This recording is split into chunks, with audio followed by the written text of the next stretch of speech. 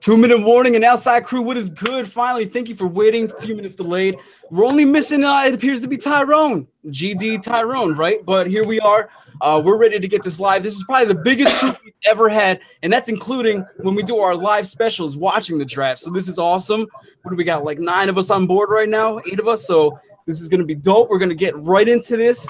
I'm joined by my host for this evening, Mr. Kyle, a.k.a. Dula. What's up, Dula? So we're going to be here. We're going to be analyzing and kind of going over the picks as they come in from our GMs down here at the bottom, as you can see them all. So we're going to get right into it. So right here, I got the timer loaded up on my screen. I'm officially going to put Mr. Foggs as the GM of the Browns on the clock. 2 minutes starting right now. So we're just going to wait, and we're going to have Foggs message us his pick, and once we get it in, we will go ahead and discuss that. So, gentlemen, you guys, does everyone have a good idea of what direction they're going in? Any surprises that they might have? I was going to pick Lamar Jackson. He told me. He already told me. I was going to pick Lamar Jackson. For you, don't worry. Unless Tyrone takes it. Yeah, because that's fitting. You got the Cleveland Browns on the clock right now. Coming off an 0-16 season, only the second team to ever do that. Who's the first team, Dula? Yeah. I'm real good, man. I'm done. Real good. I'm done. Guys, let's not talk about it. The first team was actually Lions. Oh, 0-16. You're right. That is The Lions. Yeah, the Lions were the first one. Yeah. Lions. The Lions, yeah. Real funny. Creamsicles was 0-13, so Yeah. We got that. But, about the Cleveland Browns, I mean, they've made some moves in the offseason. They made some trades. They got Tyrod Taylor, potentially at quarterback. They get Jarvis Landry.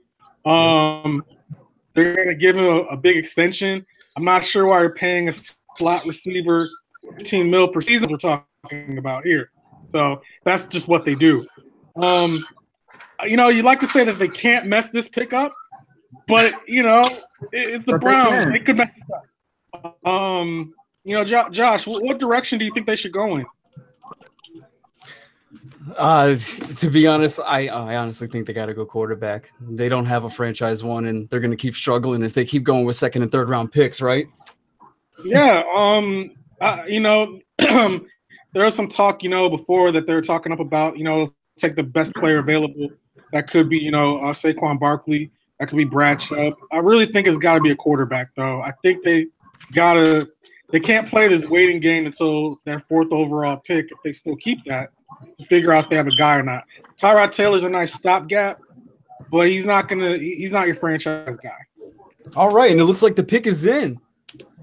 With the first pick of the 2018 NFL Draft, the Cleveland Browns and GM Fogmeg select Sam Darnold, quarterback out of USC. This is a guy, that had 63% of his passes completed last year, 4,100 passing yards, 26 scores with 13 picks. He had a roller coaster type season, some turnovers that you can knack him for, and the fumbles were a big issue with Darnold. But he also flashes brilliance, and he has beautiful anticipation on his deep throws and excellent accuracy just about every game. So if I was to give him a comparison, Dula, I would say for me personally, Sam Darnold can, with his unorthodox but accurate passing motions, kind of reminds me of a Phillip Rivers. But also at the same time, his quiet leading style and the way he's always for his teammates kind of gives me a little Eli Manning sense too. Yeah, I think this is actually a good pick for the Browns. If I had to give it a grade, it's a solid A. This is the guy who you don't have to play him right now. You got Tyrod Taylor, perfectly capable. People talk about the fumbles. He's been a turnover machine his last year at USC. I think a big part of that was, keeping one hand on the football. Most of those fumbles came because of that. At the same time, a lot of his big-time plays where he kind of moved around the pocket, also one hand on the ball. So they'll try to work on that in the pros. If I had to give a comp, I think how good that he could be Brett Favre. He's going to make a lot of exciting plays. He's going to throw some picks that you're like, what are you doing? But I think that's his ceiling right now. Brett Favre. Yes. Great pick. Fox, you want to make a comment real quick? Thank you. I appreciate that. In all honesty, he's my third best quarterback in this draft, but it's all about fit, and he fits Cleveland, and he fits what they need. They need a quarterback. They need a guy that's going to have to hold the clipboard for about a year and a half. Slips in the game. But they got Tyrod Taylor there for him. So it's a perfect grab. The guy, some of these issues are mechanical, like Bill was elaborating on as far as the fumbles are concerned. He gets an opportunity to Build strong relationship. fix that. And Build strong relationship. this guy is going to be able to come in, and I think he'll be a solid starting quarterback in the NFL. A guy that could range anywhere, a top 10 to a top 14 or 15 quarterback in the league. And as we've all known, that's good enough if you put the pieces around them to win the championship. Okay. I like that. That's a good analysis as you can get. And it looks like Mr. Lewis, the GM of the New York Giants, has already made up his mind, and the pick is already in. He didn't even need the full 2 minutes. So, with the second pick of the 2018 NFL Draft, the New York Giants and GM, Mr. Lewis, go ahead and select defensive end Bradley Chubb. This is I think this is a good fit here. You know, I can't complain with this one. Good job, Lewis. I'm not going to complain. Chubb, he's a dangerous pass rusher, you know, with a nonstop motor, and he's got a skill set that makes him a natural quarterback hunter. So he possesses a repertoire of pass rushing moves. He developed techniques, impressive instincts and feel. Chubbs, he just sets up tackles with his variety of moves to keep them on their heels. He best fits in a 4-3 scheme, I feel, but you can move him around the outside linebacker to like in front of like a 5-tech DE. But Chubb is at his best with his hand on the ground. So I think if I was to compare him, Dula, I would probably say Bradley Chubb is probably like Cameron Jordan, identical in size, not blinding speed rushers, but tough and strong at the point of attack and good hands and quickness. This is surprising. This is surprising development. I give this pick a B-. I think the big reason is the Giants are moving to a 3-4 front. Although I think he's a good piece. You got rid of JPP. You always got to do that. I think again, I think that's a spot on comparison with Cam Jordan. No, I mean maybe half a step below Mario Williams, but a very good player to get at this position. I thought it would be a quarterback here or an offensive player, but Pat Shurmur is the HC there. So they still got all types of picks left. So yeah. Absolutely. And Lewis, you want to touch upon the Bradley Chubb? Yeah. Honestly, I think that I want the Giants to go quarterback, but I don't think it's the direction that they actually go, due to the fact that honestly, I think that they're going to try to squeeze as much as they can out of Eli right now, and getting a quarterback to sit behind him doesn't help at all. Okay. And I feel if they do go with Barkley, I think that honestly it's not going to help them out with the offensive line that they have. I feel like they're going to try to at least rebuild something that maybe Chubb doesn't quite fit their system, but knowing that from what rumors say is that they're going to try to run a hybrid that he'll be able to move around the line like they used to with the last 2 championships. I think that that's something that they will try to do and see where he fits in on the line. Yeah, and that's right in with Gettleman's his basically his philosophy is getting to the quarterback. So pass rush is probably right on his list. Can't knock the pick. And we got Mr. Jason on the clock right now with the New York Jets. All right, fellas. And thank you. That's my pick. All right. It looks like the pick is in. Oh, this is I like this. This is an interesting one. All right. With the 3rd overall pick in the 2018 NFL Draft, the New York Jets and GM, Mr. Jason, select quarterback Josh Rosen out of UCLA. Yes, sir. He completed 63% of his passes last season with 3,700 yards, 26 scores, and 10 INTs. He had an amazing week 1, leading UCLA to a 45-44 comeback over A&M and being down 44-10 in the 3rd quarter. He did miss some time. That's where some tendencies come in with Rosen. His durability issues. Can he be there for the long haul? And he's, Rosen seems to be one with the tangibles to exceed more so than the others do in this draft class.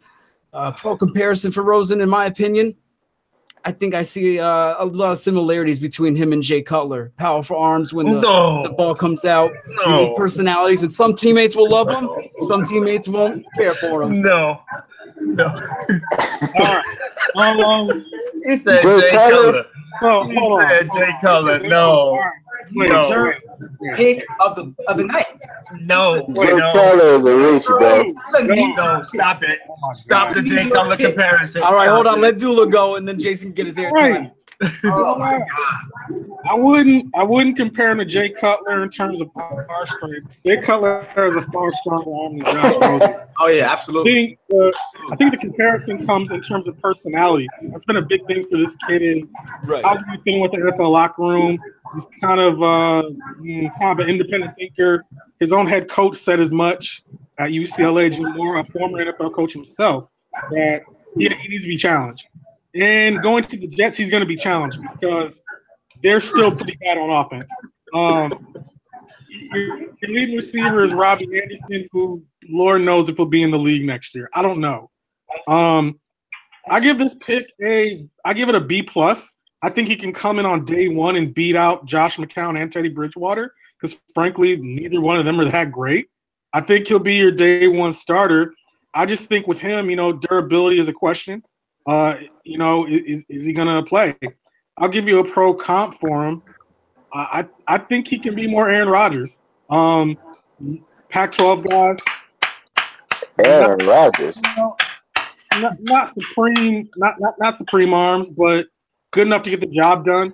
Kind of maybe a little arrogant, maybe. We'll see how he rubs on this on his teammates and stuff, but I think he can be a leader. I think he's a little misunderstood.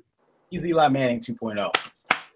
All right, Jason, give us your insight, sir. We've got about 30 seconds before the next pick has to trickle in. Okay, so there's a reason why I picked Josh Rosen as my pick, and it's because the Jets made that dumb trade, moving up from 3 to 6, which I felt they still could have got a good player, a good quarterback for the future, but they kind of forced my hand to kind of pick a quarterback because I felt like that's what they wanted to do.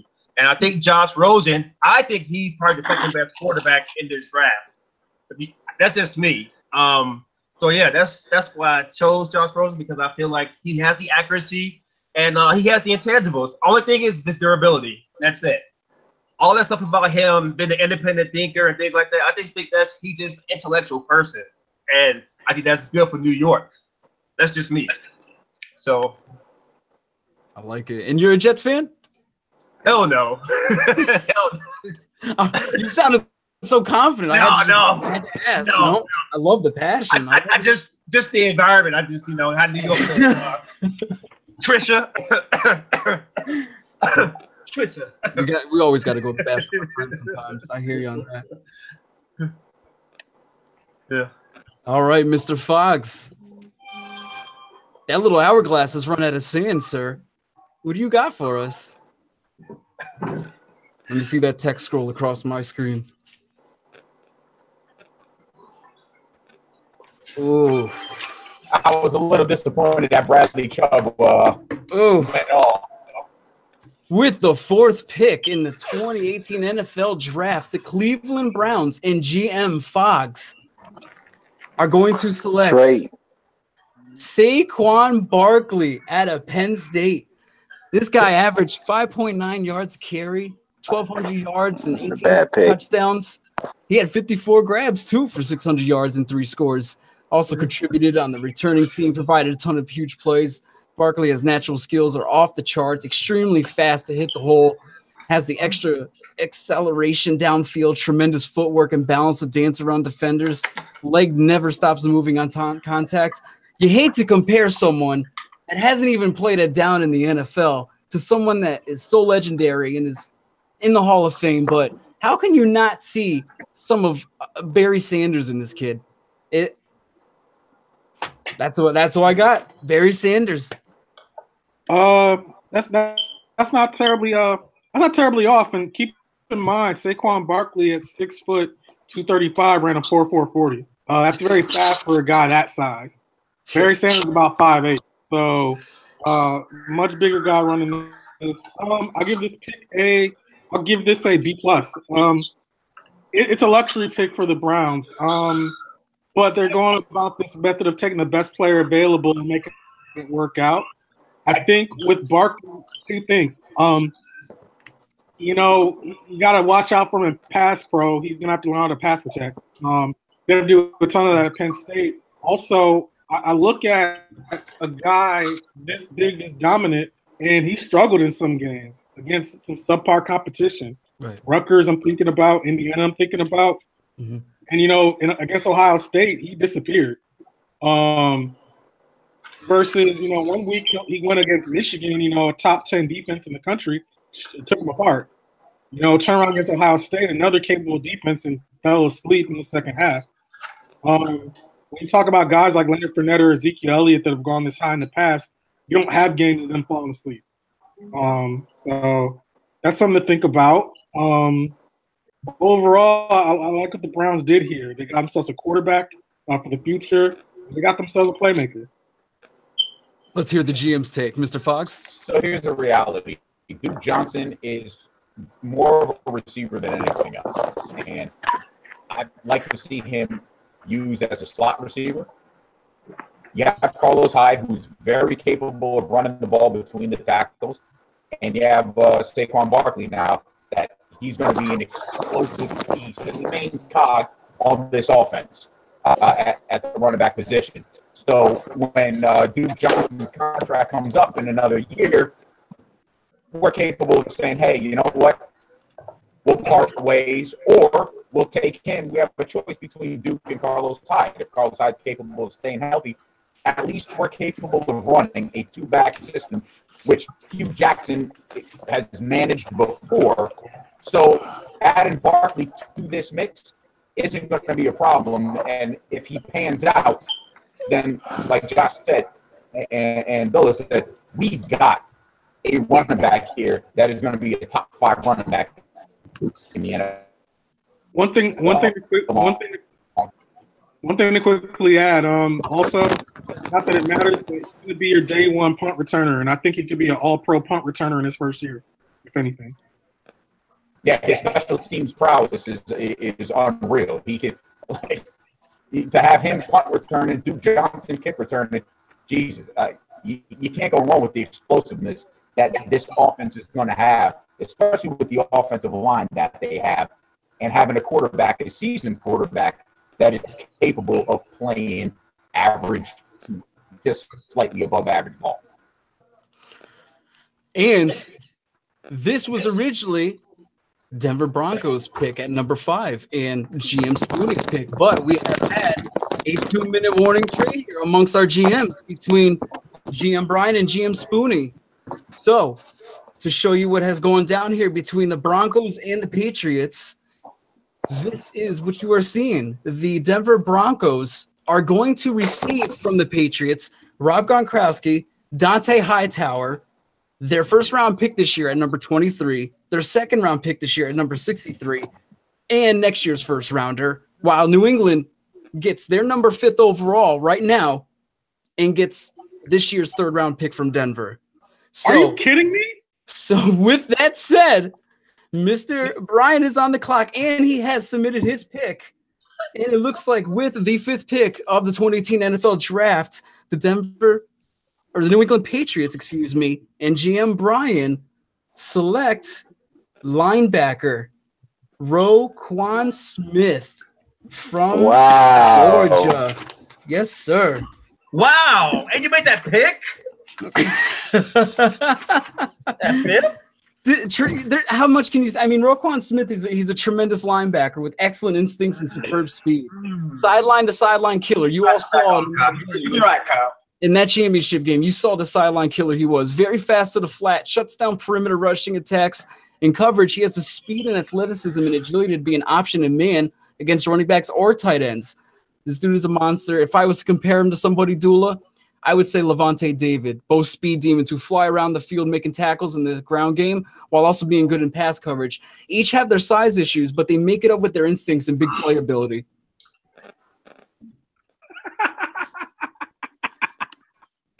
Woo! right, first, let me grade the trade. I'll give the trade an F, a big F. Oh, stop it. F for fantastic. F for failure. Are you kidding me? Fantastic.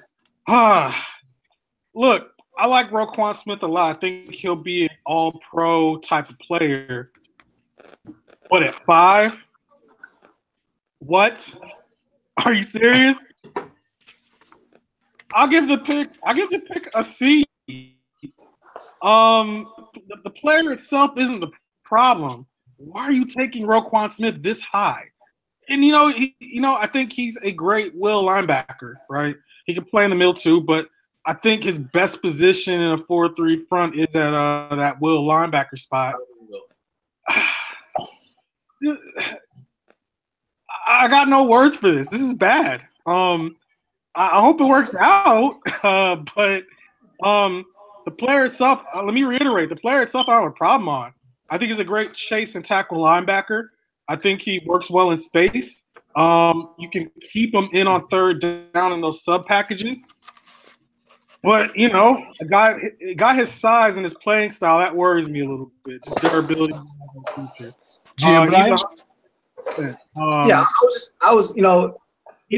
This is a Patriot guy, and Bill Belichick loves SEC guys. He loves players. Now, he was coached by Kirby Smart. I know that he went to Georgia, but he was coached by Kirby Smart, who's a former defensive coordinator for Alabama. And we all know Bill Belichick loves Alabama guys. I mean, the reason why I got rid of Dante Hightower is he's injury prone. He was out all last season. I'm not sure what kind of guy. I'm not sure he's going to be the same guy. Roquan Smith is a guy who'd come in and replace him. He's a leader, born leader. He's a natural, instinctive football player, sideline to sideline guy. I mean, this guy never takes plays off. I've always said that every player takes a play off. This guy does not. He's a Bill Belichick type of guy. Bill Belichick personally was at Georgia. Okay, was one of the actually will check him out. So I think he's a Bill Belichick type of guy. I think he's a guy, and also to note that the pass rush for New England last year was horrible. They were 31st ranked in pass defense, and they need help all over the front seven. And I think this is a guy that Bill Belichick knows that Roquan Smith is a football guy, and that's what Bill Belichick wants. The reason why I got rid of Gronk is the Patriots are the best team. They are the best team at knowing when a player is done. They get rid of guys a year before they actually do. So Gronk may have a great year in Denver, but he's going to be done. Gronk was actually thinking about retiring after the Super Bowl, and then there's been some reports where Gronk and Bill Belichick have not been on the same page. And I think Gronk has probably overstayed his welcome or kind of has worn his welcome out in New England, in my opinion. So I think that was going to happen inevitably. Why not get rid of him a year before?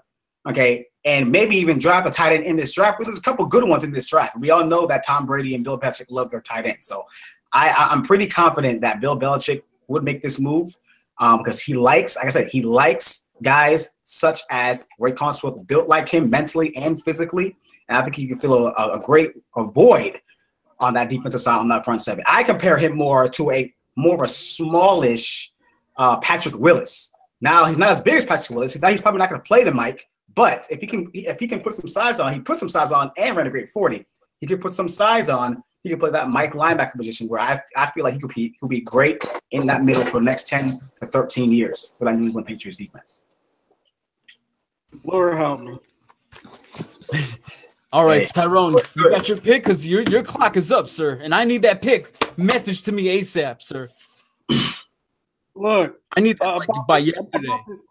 I mean, if you're gonna play him at the mic, why are you taking a mic at number 5? Why? I'm taking Quentin Nelson. Oh, yes, sir. Oh, okay, all right.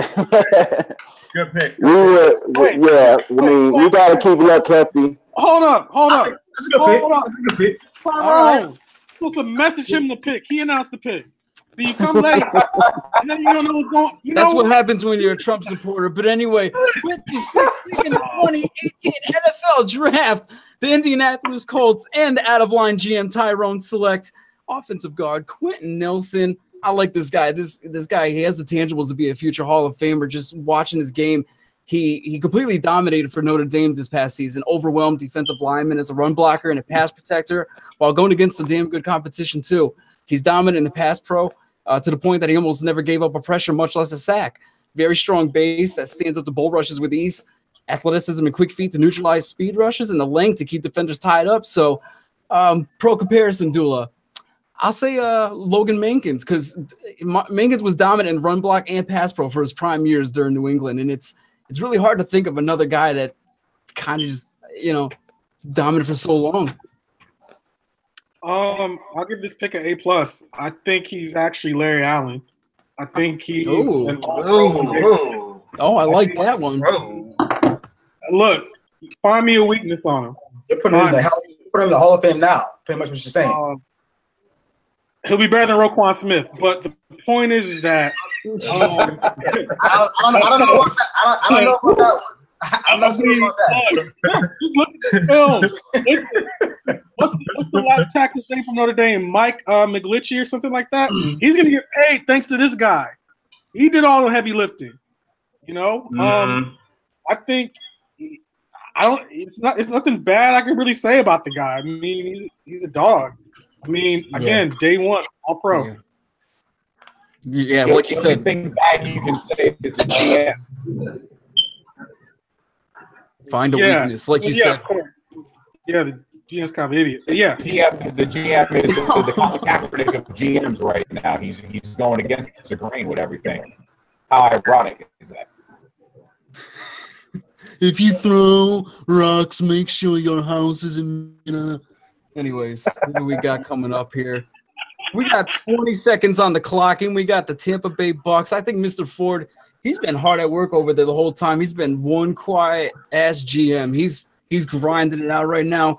With the Tampa Bay Bucks, though, I'm hurt. They have a couple areas they could go.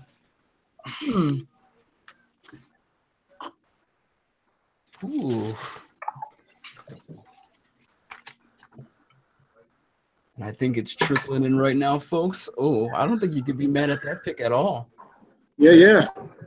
Nah, I can't be mad at that one. Let's do it. With the 7th pick in the 2018 NFL Draft, the Tampa Bay Bucks and GM Mr. Mike Ford are selecting safety Derwin James. This was a guy that was actually, when I was on Twitter reading from Louis Riddick, he was touted as one of the best players that he scouted in a long time, and actually gave him high praise to rest in peace, Mr. Sean Taylor. So that's pretty damn high praise from somebody coming out of college. Very good run defender, sideline to sideline. He's a speed demon who will consistently dish out bone-rattling hits. He's basically a heat-seeking missile who will blow up plays and has good instincts. He's quick to read his keys, size, speed, athleticism. He's a great weapon to help in man coverage on tight ends. Faster and more athletic than most receiving tight ends. True enforcer in the middle of the field. Comparison Dula. I'm going to say Adrian Wilson, because for a decade, Wilson was one of the best strong safeties in the NFL, despite being a third-round pick in 01 out of NC State. He should have been a first-rounder if we were going to do that draft over again, but this is a great pick for Tampa. I'll give this pick a solid A. I think there's a lot of versatility with this guy. Measurable-wise, he's very comparable to Jabril Peppers, but he's bigger. I think ultimately his position in the NFL is a strong safety playing towards the line of scrimmage in the box. He can also cover, though. I think, if I had any knocks on him, really, I think he's slow to read the play. And sometimes he focuses in on the receiver versus the quarterback. I think that can all be coached up, but I think this is one hell of a ball player. If all fails, he could play linebacker. He has the size of Will or Mike linebacker. But I think he's a strong safety in this league. Nice. GM? Yeah, here's the issue. I only thought that there were 2 can't-miss players in this draft, and they were taken already. It was Saquon Barkley and Quentin Nelson. I think those were the 2 players that I don't care what your need is, you take them based on talent. But then after that, now you got to go by need and what fits with your team the most. And quite frankly, the Tampa Bay secondary has been lacking for a minute now. And I know we've been trying to get talent like, we got Barron in there. We re-signed Brent Grimes, who is a great corner. But if we get that pass with your JPP going, you want a great safety that can take advantage of the shorter time that the quarterback is going to have. So Derwin James is who I went with. I think he's also like Jamal Adams last year. He's kind of an alpha personality. He's going to come in there, that locker room, and be a sheriff from day one. Great stuff, guys. Great stuff. And we already got the pick in for the 8th pick of the 2018 NFL Draft. The Chicago Bears and GM Lewis is going to select linebacker Tremaine Edmonds out of Virginia Tech. Big boy, 6'5", 236. Excellent run defender, good instincts. I mean, quick to read his keys. Rapid reaction skills means he's always around the ball. Add in his explosive speed and athleticism. He covers a ton of ground with a lot of tackles for a loss or near the line of scrimmage. Very well suited for pass coverage in today's NFL. Has the size to go man-to-man against tight ends downfield and against running backs. He's fast to the flat and is an excellent open field tackler. Shockingly young. He's only 19 with so much upside. I don't really have this one was hard to compare to because he's so he's just an athletic freak out there, and he's only 19 years old. It's kind of scary to think about what this kid could turn into. I'll give you a player comp, and because this is the Bears, I think he's Brian Urlacher. I think he's a big kid again at 6. Now let's think about this. At 6'5", what was it? At 6'5", 253, running a 4.5 40. The kid's fast. Cover sideline to sideline, more of an inside linebacker. I think this is a beautiful pick. I would give this, given what was on the board, I'd give it an A. This is the pick to make.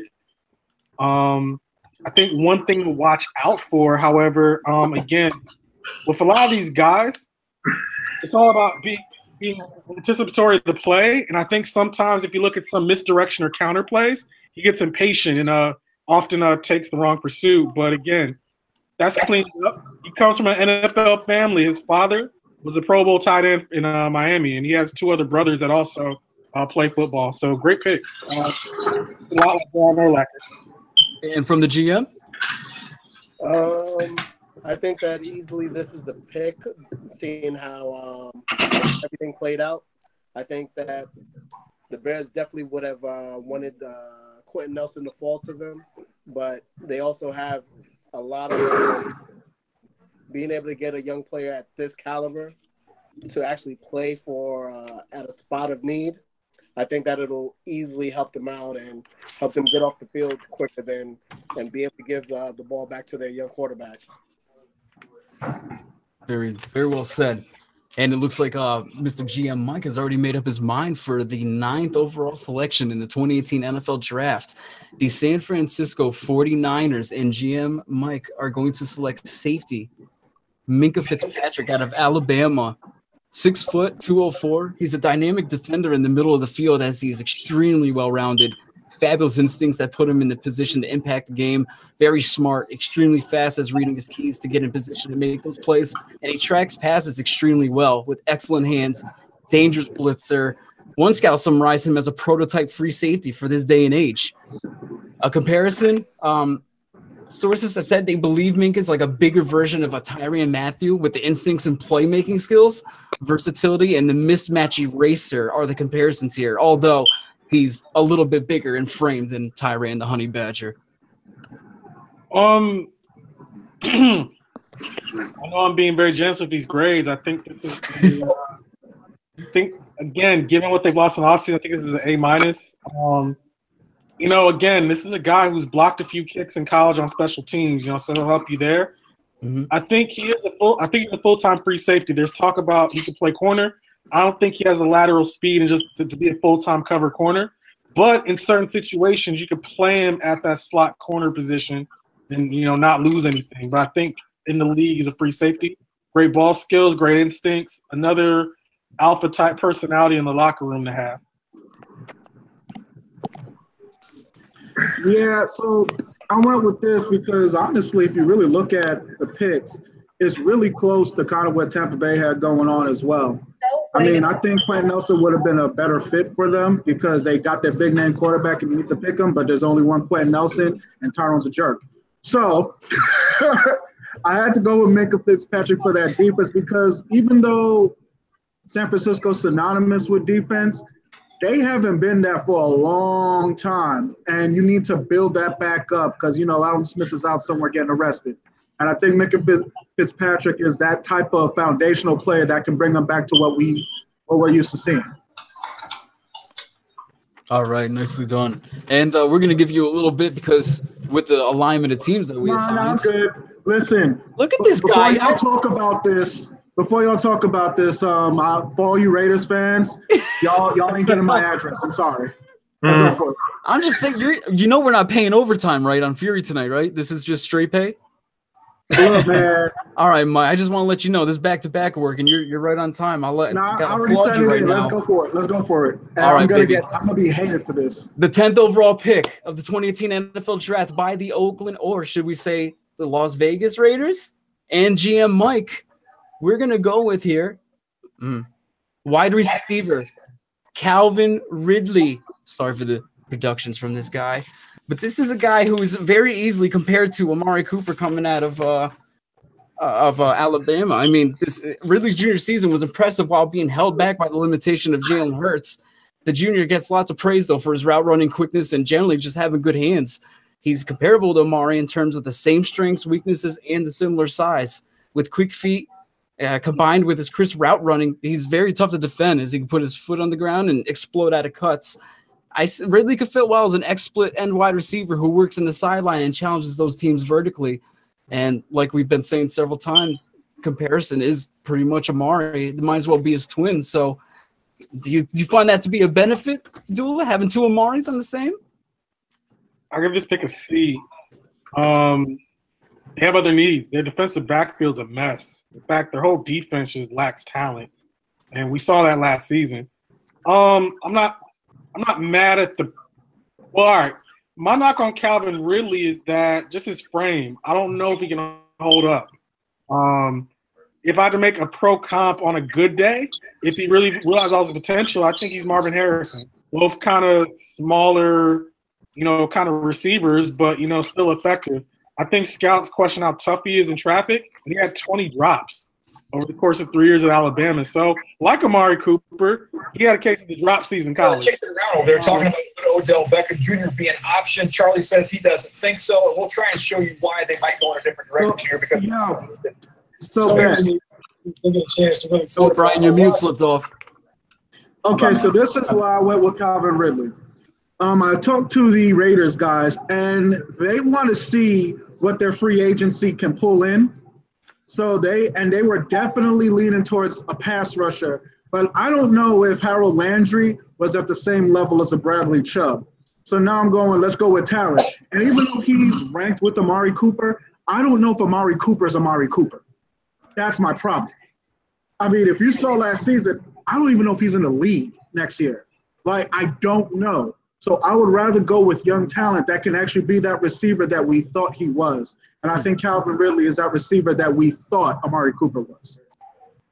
Just to add in there, I don't think he's an X receiver. I don't think he can be press coverage. I think he's a good Z receiver on the other side, but given his frame and his, just kind of physical limitations, he'd get killed in bumper run coverage. Nice. Keep him moving. We'll see. I mean, look, if he can actually catch the ball, I think we're starting at a good point. We don't know if Amari can do that. We don't. We've seen Amari do it in the NFL. We haven't seen Calvin Ridley do it, but I see what you mean. Yo, Mike, I know you're squeezed for time and you might have to slip out on us soon, but thank you for grinding with us. I have to work. I hope that all of you people hate Saquon Barkley in real life and he falls for the Buccaneers. Y'all stay up. Thank you for grinding with us, bro. We'll talk to you later. Later.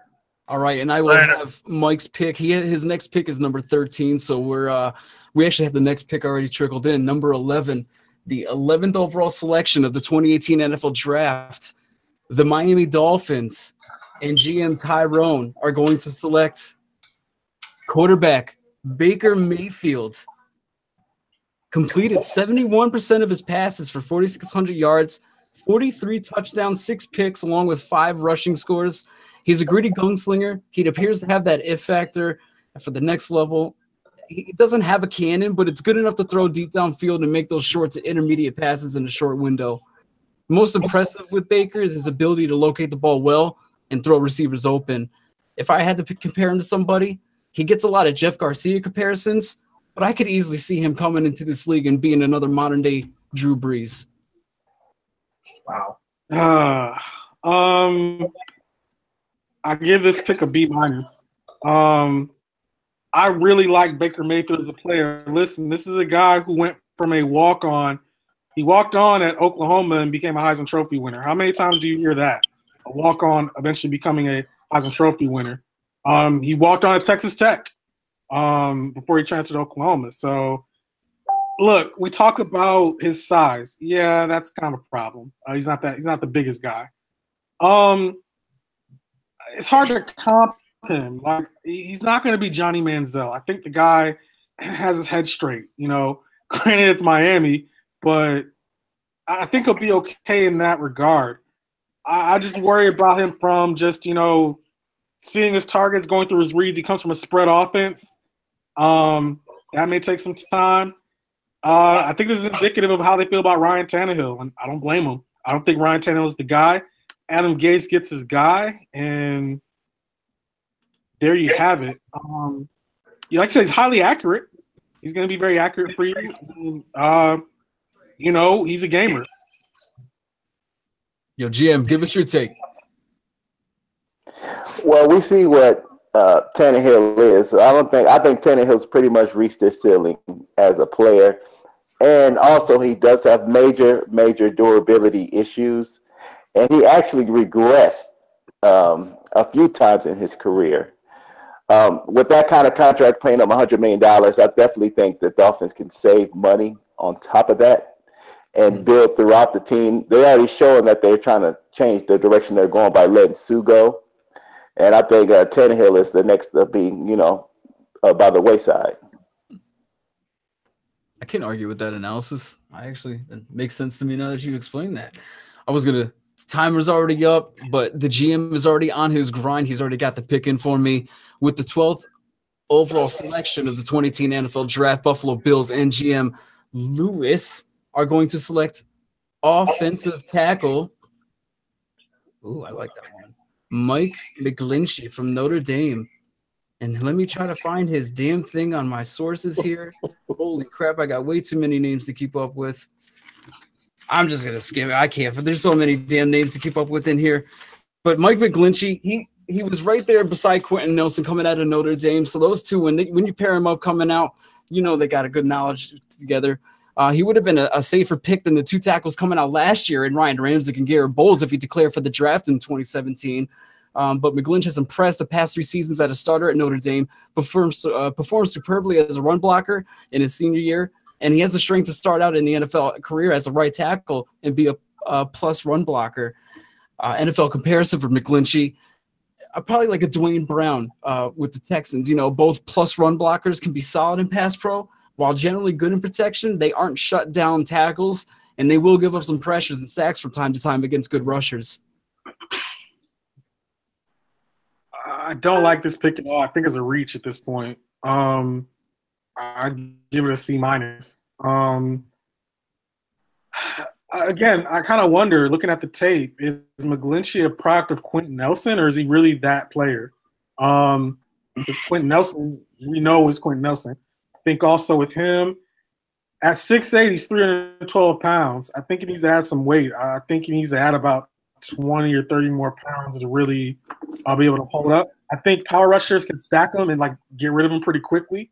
I think he's got to work in pass pro a little bit with his slide and, you know, his overall punch ability. I just don't see the crisp punch there really driving guys back. I think he can start at right tackle right now, but I think that may be his position. I don't see all pro. I see a very good player potentially, a few Pro Bowls maybe, but I think it's a little high for him.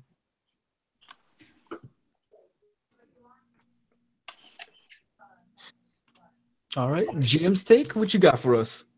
Honestly, I kind of feel the same way. I do feel like he's a reach, but I feel like the Bills know that if they do want to go tackle, chances are he's not there at their next pick. And they just lost out on every player that they would have liked within the top 10 picks. So it's kind of difficult to say, all right, well, they're going to get a defensive player where their biggest holes are the offensive line, quarterback, and they're kind of going to just try to have a makeshift offense. They kind of have to piece everything together right now with these 2 picks. Moving up was giving them better chances to try to get their quarterback, but obviously Baker Mayfield went in the last pick, but on draft night I think he goes in the top 10. I don't think that they sniff a quarterback at the number 12, and I don't think that they reach on Lamar Jackson, not due to the fact that he's not the quarterback that could work, but we all know that it's wind, it's snow, it's weather. That's for a non-accurate quarterback, that'll be more difficult. And to give them the keys on the first day, that'll be pretty tough for them. So I feel like the safe pick for them is to go tackle. It'll probably be somewhere that they probably could have picked if they stayed where they did at 19. But obviously, like you said, they can go left tackle or right tackle. And I think that he does start at right tackle. I don't know if he stays there, but I think that it is a position since they have holes on their line. Not bad at all. All right, and the next pick is in. It was our GM Mike that had to depart with the 13th overall selection in the Washington Redskins. GM Mike has selected running back Darius Geis out of LSU. He averaged 5.3 yards a carry this past season, 1250 yards, 11 touchdowns. Also had 18 recs for 124 yards and a couple scores. He shows impressive speed with a 4.49 in the 40, which is great for a back with his size. Shows elements of power and quickness and is a well-balanced runner. He has the ability to lower the shoulder and blast a defender as well. He's a tough runner between the tackles, and his legs do not stop on contact. He just keeps on whining. So, pro comparison, I've seen some Ray Rice comparisons, but I like to think maybe we got a little Brian Westbrook here too. Okay. I give this pick a solid B. I think he can be a day one starter for the Redskins. Looking at his running style, his size, I see a lot of Marshawn Lynch. He's not going to shot from contact. At his size, he has great speed. He's not a pure power back. He has some wheels to him. Again, pass pro is going to be a thing. I think with him, he's going to thrive going inside on the perimeter, trying to hit that edge. I think he may get slowed up against some of these NFL linebackers. But, again, he's coming from a school, LSU. They produce running backs. So I think this is a solid pick. All right. Not bad at all.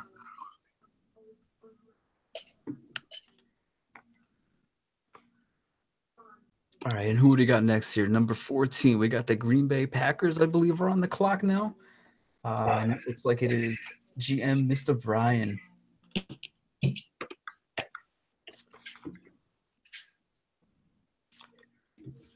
Oh, man. This has been an interesting draft so far. What do you guys think Dallas is doing? And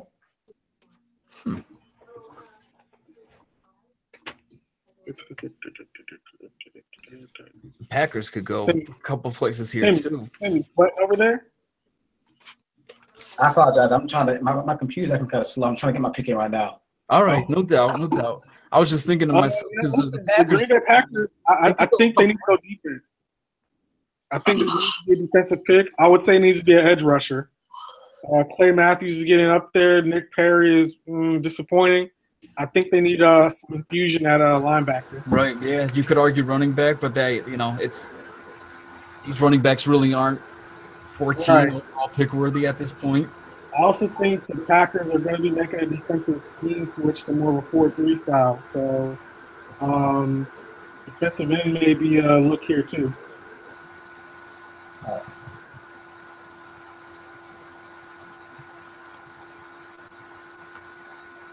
What if it was a quarterback? Let me see, Jason, I got your message. 1 second. Oh, man. He might still be there, Jason, but I'll keep that in mind. I'm shocked Josh Allen hasn't gone yet. Oh, really? You're shocked about that? Look, hey, I feel the same way you feel, but hey, big guy with a big arm. You know what the bad part about this is? We're doing this, and so far I've seen some more or less pretty intelligent picks. What's going to happen on draft day, people that are watching this, is going to be completely tragic. It's going to be a damn car accident. Panic sets in, and GMs just go crazy. Yeah, it's going to be really bad. And you do the most irrational things that you're like, wait, what?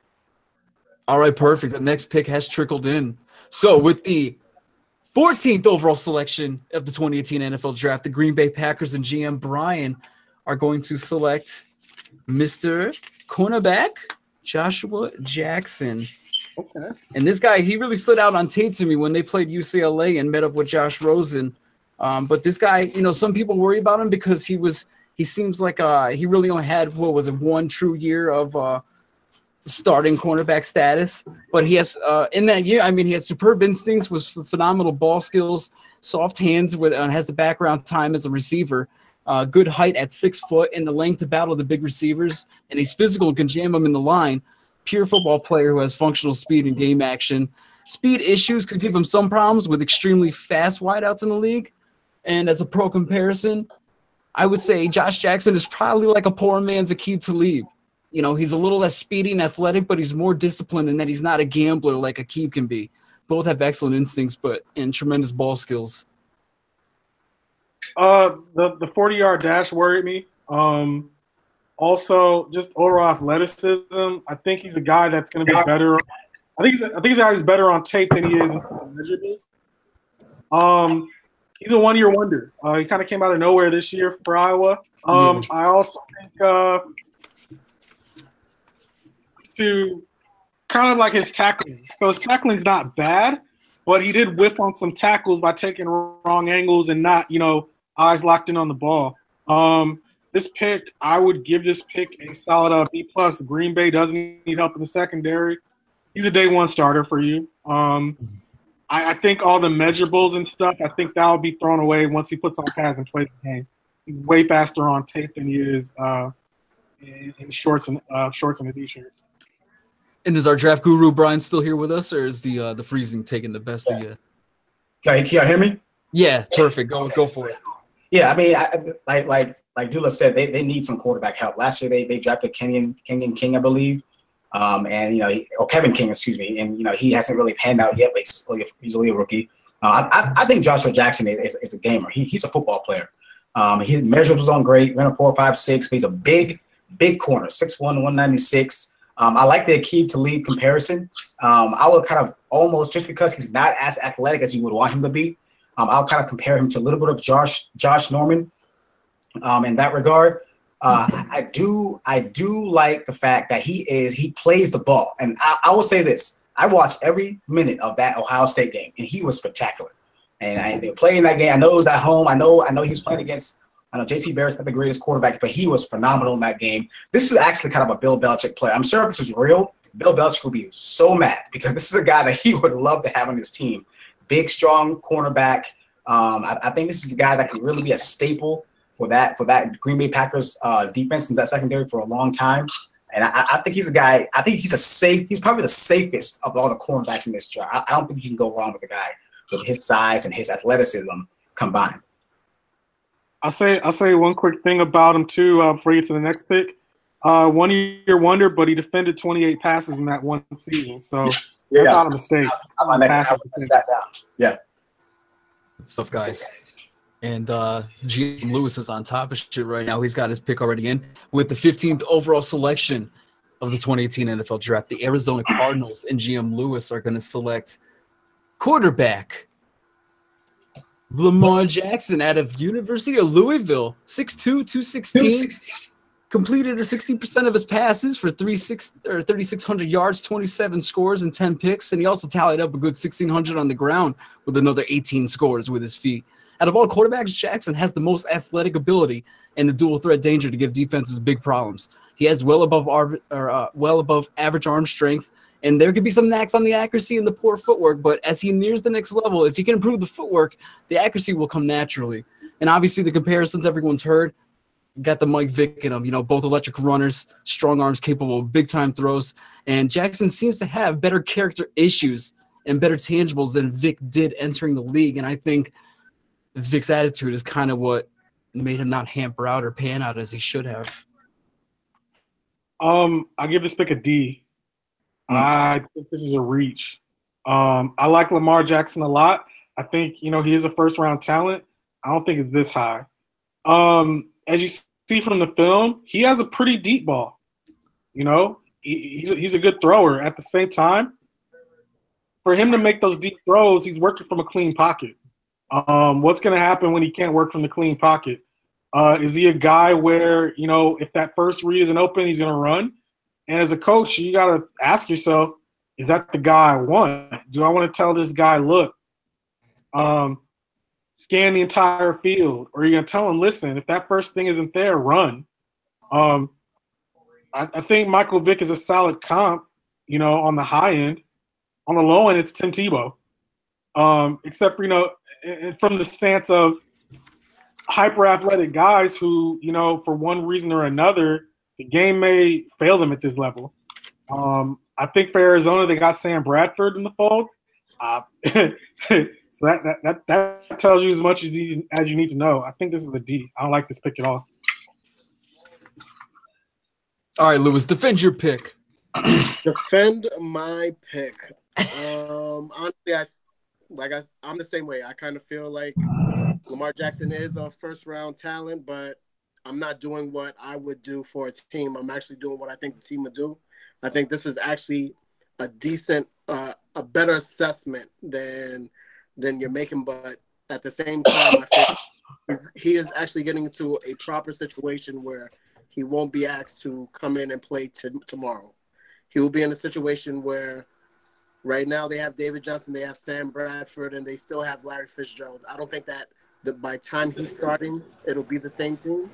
I think that they're actually putting him in a position where they can build the offensive line, get other players by next season and the season after. And I think that by the time he comes in, he'll be more polished and ready. And it'll be the perfect position in which they pick him, rather than trying to wait for the second round and hopefully he lasted him.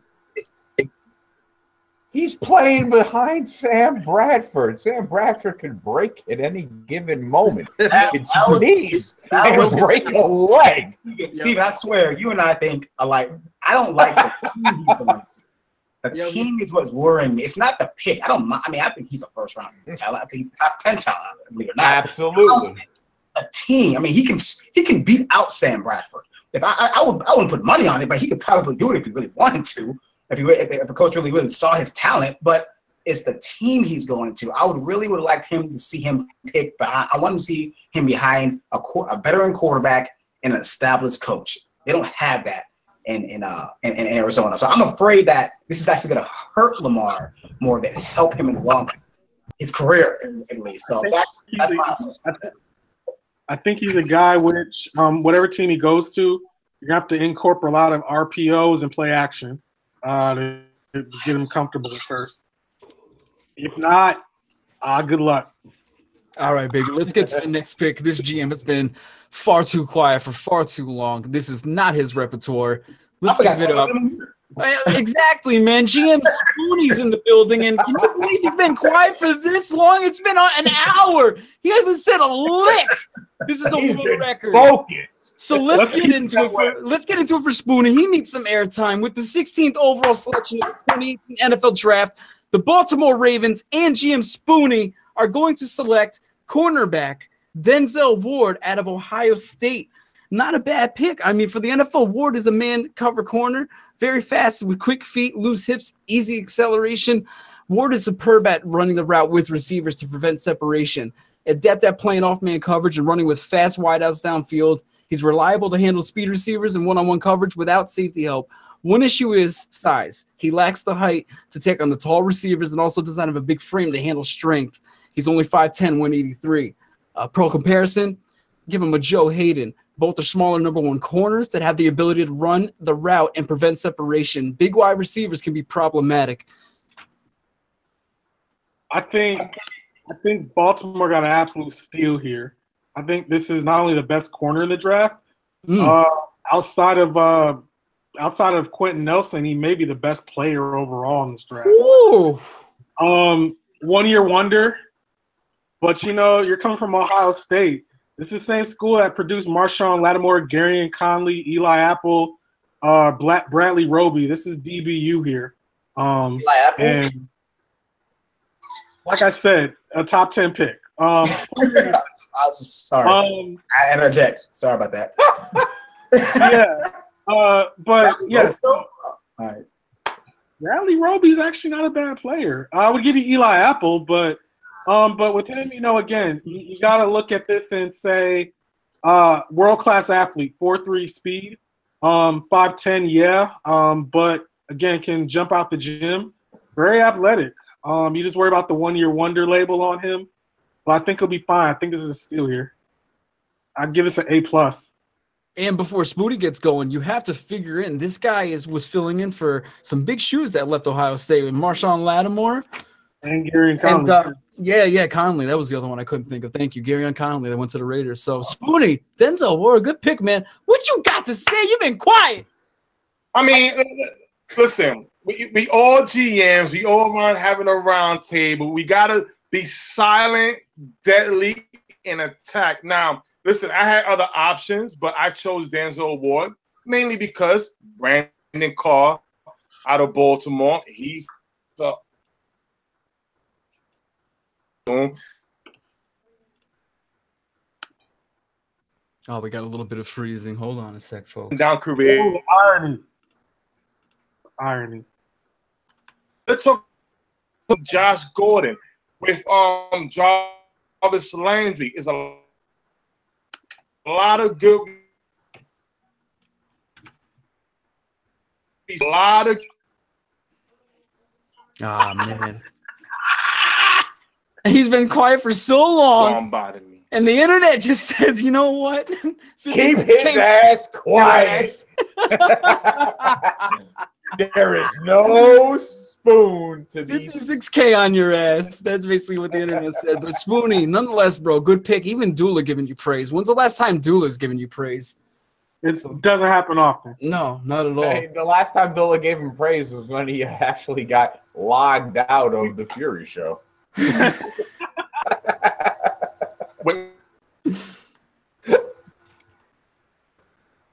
Oh, and he can't respond back. This is absolutely fantastic. This is the best thing ever. Hey, Spoonie, just dropped it. All right, we got the let me see here. We got the Los Angeles Chargers on the clock currently, and Mr. Fox looks like he's hard at work over there. No, I'm not. I am absolutely not hard at work. Hey, Josh, what is the biggest surprise to you thus far? Oh, 1 second, fellas. I'm sorry. This ain't difficult at all.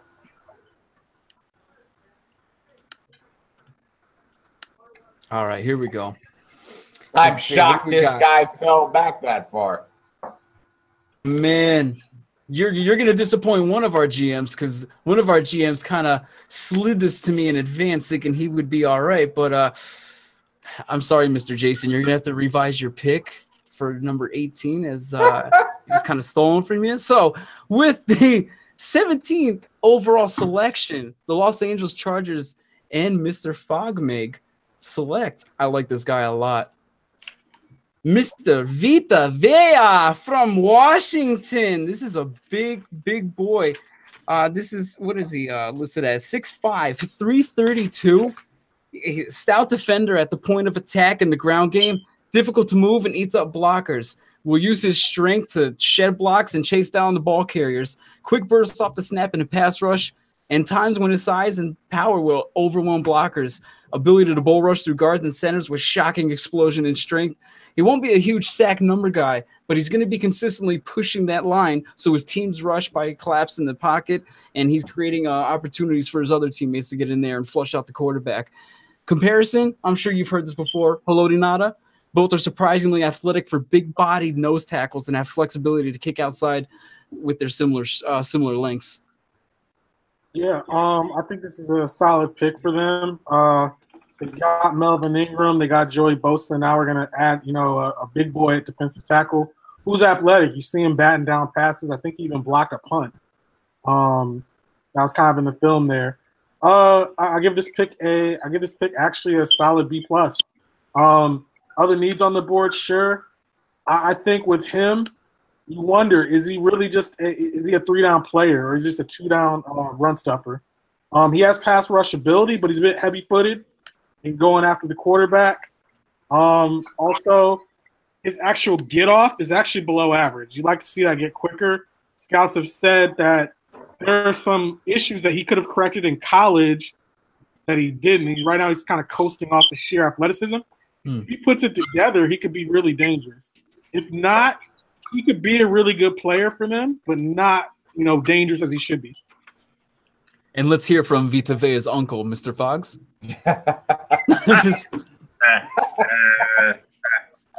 Here's a reality. He could be Haloti Ngata. He could be Cortez Kennedy.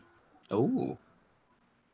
It's going to depend on, like Dola said, there's certain things that is mechanically, the way he comes off of the ball, that could hurt him. But I think being around Melvin Ingram, having Joey Bosa, I think there are going to be things that work out for him perfectly.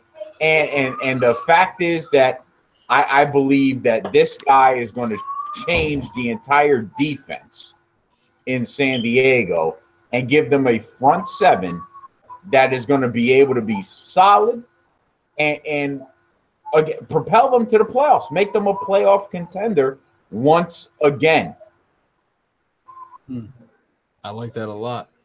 And it looks like our next pick has trickled in. With the 18th overall selection, the Seattle Seahawks and general manager Jason are going to select defensive end Marcus Davenport at a UTSA, 6'5", 259. He's an excellent bull rush and is great on the ground game, strong to that point of attack, and he pushes around his blockers. He's a tall defensive end that plays with good leverage. He doesn't stand too high, and he gets low enough to get in the pads of the tackles and maneuver. He's a very raw prospect with a lot of areas to work on, considering UTSA's level of competition. He disappointed in the Senior Bowl, and he was terrible with his get-off, and he was late off the ball for too many snaps. Comparison, Preston Smith. Davenport is a lot longer than guys like Robert Ayers and Derek Morgan, so Davenport seems a little more athletic and expected to run better, but Davenport is such a raw prospect, it's hard to find a similarity. I give this pick a C. I think he's really raw. You see the potential on him. He's a lot like Ziggy Ansah in the sense of if you can put it all together, you got a really dangerous guy. You got someone who's probably better than Cliff Averill or Michael Bennett. The question is, when will he get it together if he does get it together? I think right now he's a situational pass rusher. But even then, like, he plays way too high at times. You can see it on tape. He plays high. He's hard to shift weight, bending around the edge. And, his overall hand game right now needs a lot of work. If you can get all that fixed and cleaned up, which, there's some good coaches up there in Seattle. This guy could be I'll say this, in 3 years he's going to be an all-pro or he's not going to be in the league. It's going to be one of the two. Yeah, another person that came to mind is JPP. He was so raw coming out of South Florida. That kind of brings another similarity too. What you got for us, Jason? Why did Marcus ring a bell to you? The reason, and Dilla made a good point about him being raw and having the potential, but I think too having that veteran lineman like Cliff Averill and other couple of guys on that defensive line can really help him improve his game. They lost Michael Bennett and they lost what's his name? Sheldon. They lost Sheldon. They also lost their corner. Sherman. So yeah. the reason of doing that defense is kind of, you got to kind of keep that afloat a little bit. And I think he can bring a presence, maybe a couple of years. He's a raw prospect, but I think he's the right fit for that team. So, and I like the potential. I like the potential a lot. I think right now this is an athlete who plays football, not a football player yet.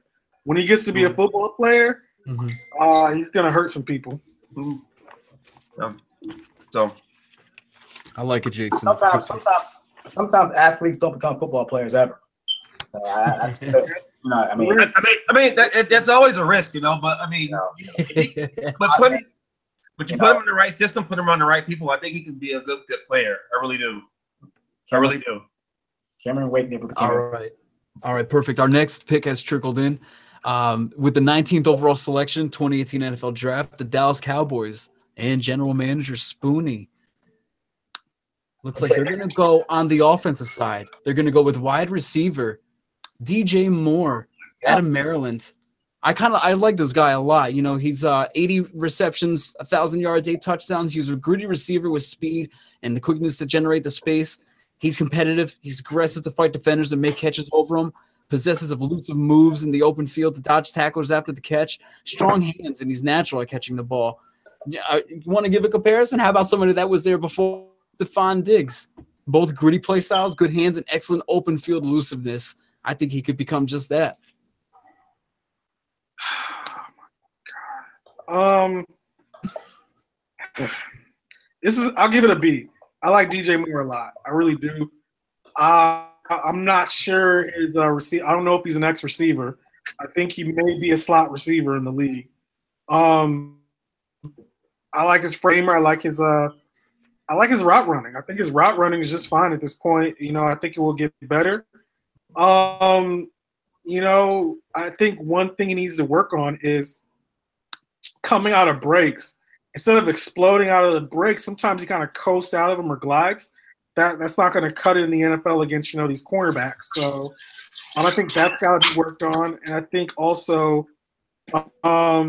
if you're trying to get him in a 50-50 ball situation, it's not going to be good for you. He's going to lose those more than often. So perhaps that changes, but it's a solid pick. I just think there are other needs right now for the Cowboys. Maybe you should have grabbed Cortland Sutton. Ooh. Spoon, are you here to defend yourself? He's right in their backyard, too. That's on you. No doubt. If anybody knows who Cortland Sutton is, the Dallas Cowboys. So I'm kind of surprised at this pick. All right. I always take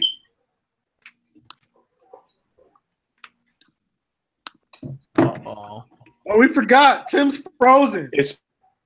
He reminds me. Let me do Tim. He reminds me a lot of person. To be honest with you. Let me do Tim real quick. So here's the thing. We're gonna go 16-0 this season. So DJ Moore, you know, his last name's Moore, so he's gonna give us more wins. That's why. Spoonie. I'm gonna defend him. I like the pick. I like the pick. It gives the Cowboys a very explosive weapon that they haven't had in a while. I mean, Dez Bryant was that guy his first couple years in the league where he took back some kicks and some punts. Right. But he's the best. He's either the number 1, number 2 receiver. Allen Hurns got a 2-year deal. That's not really.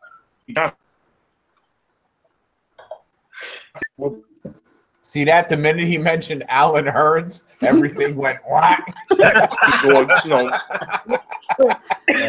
Google Hangouts knows. Google says it's not listening to our conversations. They're a damn liar. You want to work downfield? Good luck. I'm selecting the pick. I think he's lagging really bad. He probably said that 5 minutes ago. Beautiful. It's unfortunate. Maybe it's just too much bandwidth right now for his laptop, but we got to move it on. We're going to move it on to the 20th overall selection of the 2018 NFL Draft. It is the Detroit Lions up right now, and our general manager Tyrone is handling the Lions. Tyrone, I'm going to cut you out if you mess this up. Tyrone's going to screw this up. Are you mad with the running back? Because that's what we got here. It's going to be Sony Michel. You all right with that? Oh, my God. Oh, my God. God damn it, Tyrone. Listen. What did he pick? Sony averaged 7.9 yards per carry, 1,200 yards, 16 scores. Yeah. He's a decisive runner. He really takes unnecessary losses by trying to be a hero. He's good burst after his cuts, good open field vision to extend the runs with second-level moves. You know what?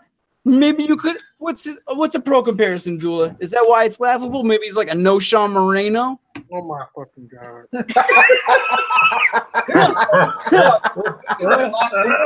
This is a classic jerk reaction. I saw Sonny Michel play for the first time in my life. Type of like you were so enamored by him in the playoffs, which he was great. Don't get me wrong, but this is such a reach. Like Pop in the tape against Oklahoma, and you telling me that's a reach? I'm doing the analysis. What the fuck is with?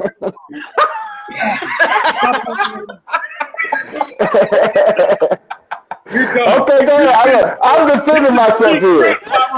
You know it. You wanted to do this to me, didn't you? Damn it! Look. Listen, Tyrone, I did a mock draft. Here's my grade. A mock draft, and I picked Sonny Michel in the first round for Detroit in the first mock draft. I completely switched that in the second one. You fucked up. This is a D. This is a colossal reach. I'm not sure he's the best running back. I think Nick Chubb is better than Sonny Michel. Yes. I don't know. Look, this day, look, I don't know. Here's why. At 5'10", 220, ran a 4.5 Like, I get it. He's probably faster on the field. He's one of those guys. But, looking at what the Lions need, their defense is horrible. You need help there. I get they need a running back. Yes. They go get LeGarrette Blount. All right. That's a stopgap. Amir Abdullah, Theo Riddick, yeah, blah. This is a reach. I don't like it. I really don't. And it's my last time.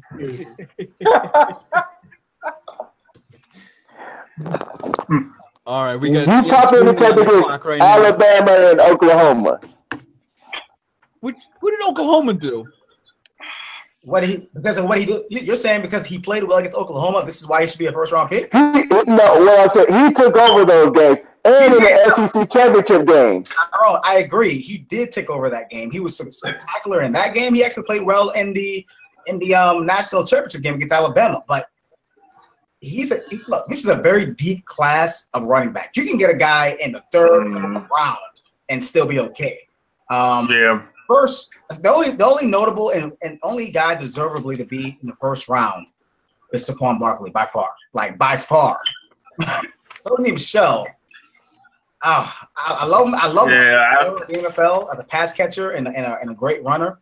But not in the first round. Nah.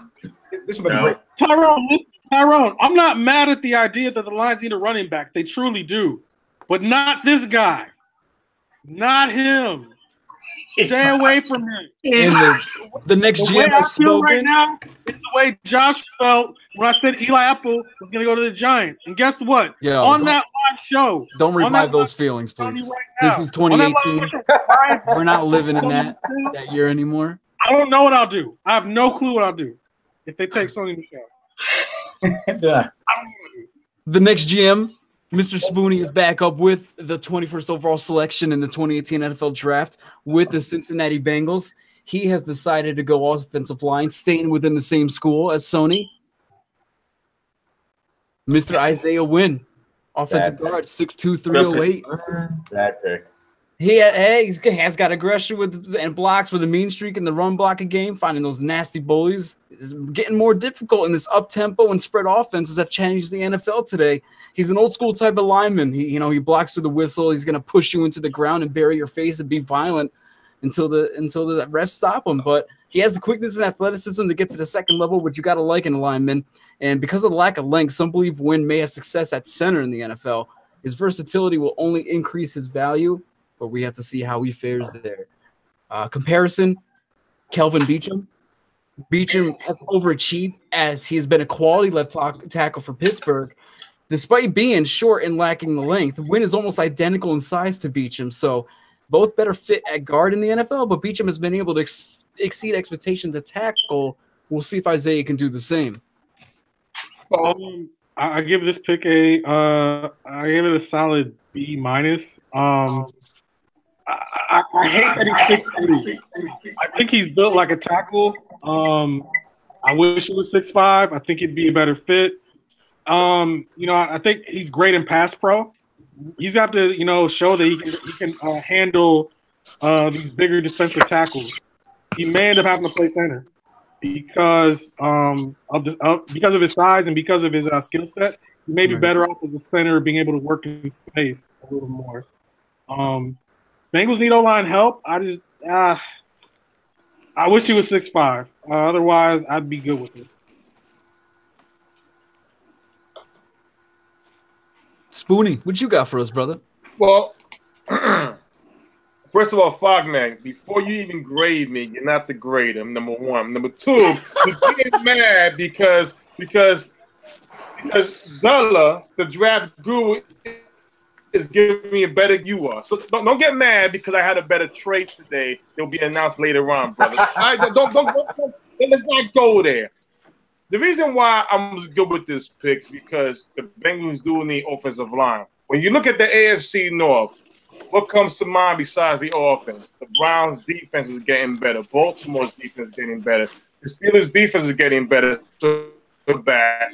And you fantasy lovers out there who love to pick AJ Green, well, Dalton needs time to throw that football. We got Joe Mixon, who is a running back. He's supposed to be the next upcoming star. We got to have an offensive line to protect. Now, I was going to go with another lineman. I don't want to say because he may fall into my place and for another team, but I will say this. This guy is either the second or third best guard. They need offensive line help. So, in my opinion, Della, you know me, I'll take your B minus. B minus is passing.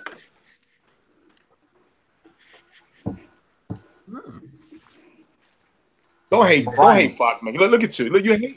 I can't wait till we go off this shit so we can. Excuse me. I'm quiet now.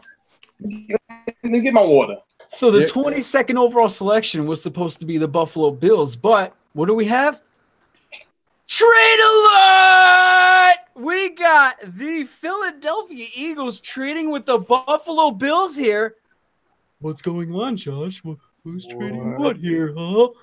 Well, the Buffalo Bills are going to receive Nick Foles. And Philadelphia Eagles are going to get Buffalo's number 22 pick in the first round and their third round pick this year, number 65 overall. Donald Trump might as well have just bought fucking Buffalo. It's the stupidest franchise. The stupidest franchise. They have surpassed the. If they do this shit in real life, I'm sorry. If they do this in real life, hey, they might as somebody well. Call the cops. Can somebody call the cops because Fogman just robbed the shit out of somebody? I'm saying it. Nick Foles for a first round pick. Are you serious? The Eagles got 2 first round picks. Are you serious? A first and a third, Spoonie.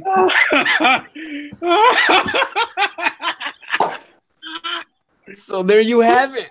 They got Nick Foles in that position. There you go, bruh.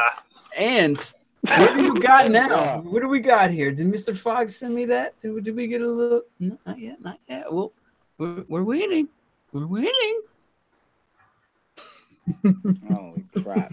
He's going over his PFF spider webs and everything. Who has the more higher analysis of ratio platform theory analysis? Yeah, we don't have time for fog metrics. We gotta go to sleep, man. Fog metrics.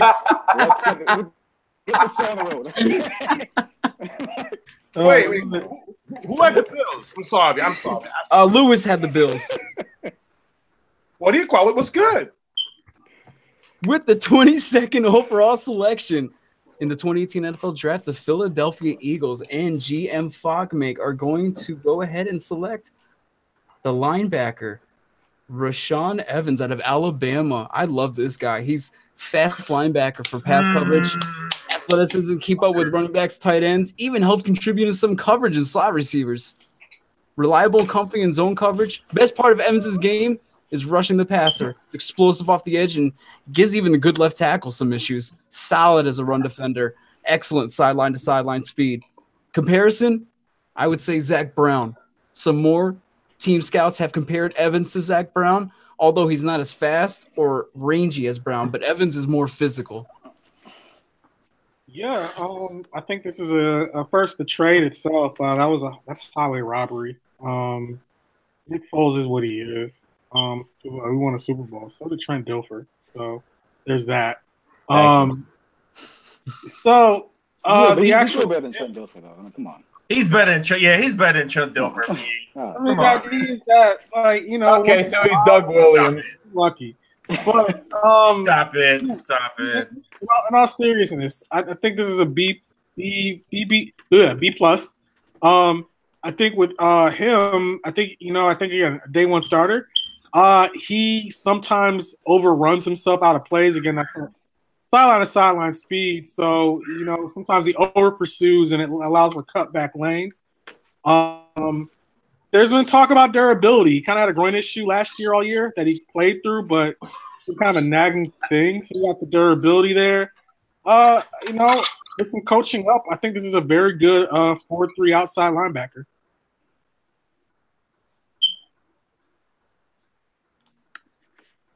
Fox, what you got for us, baby?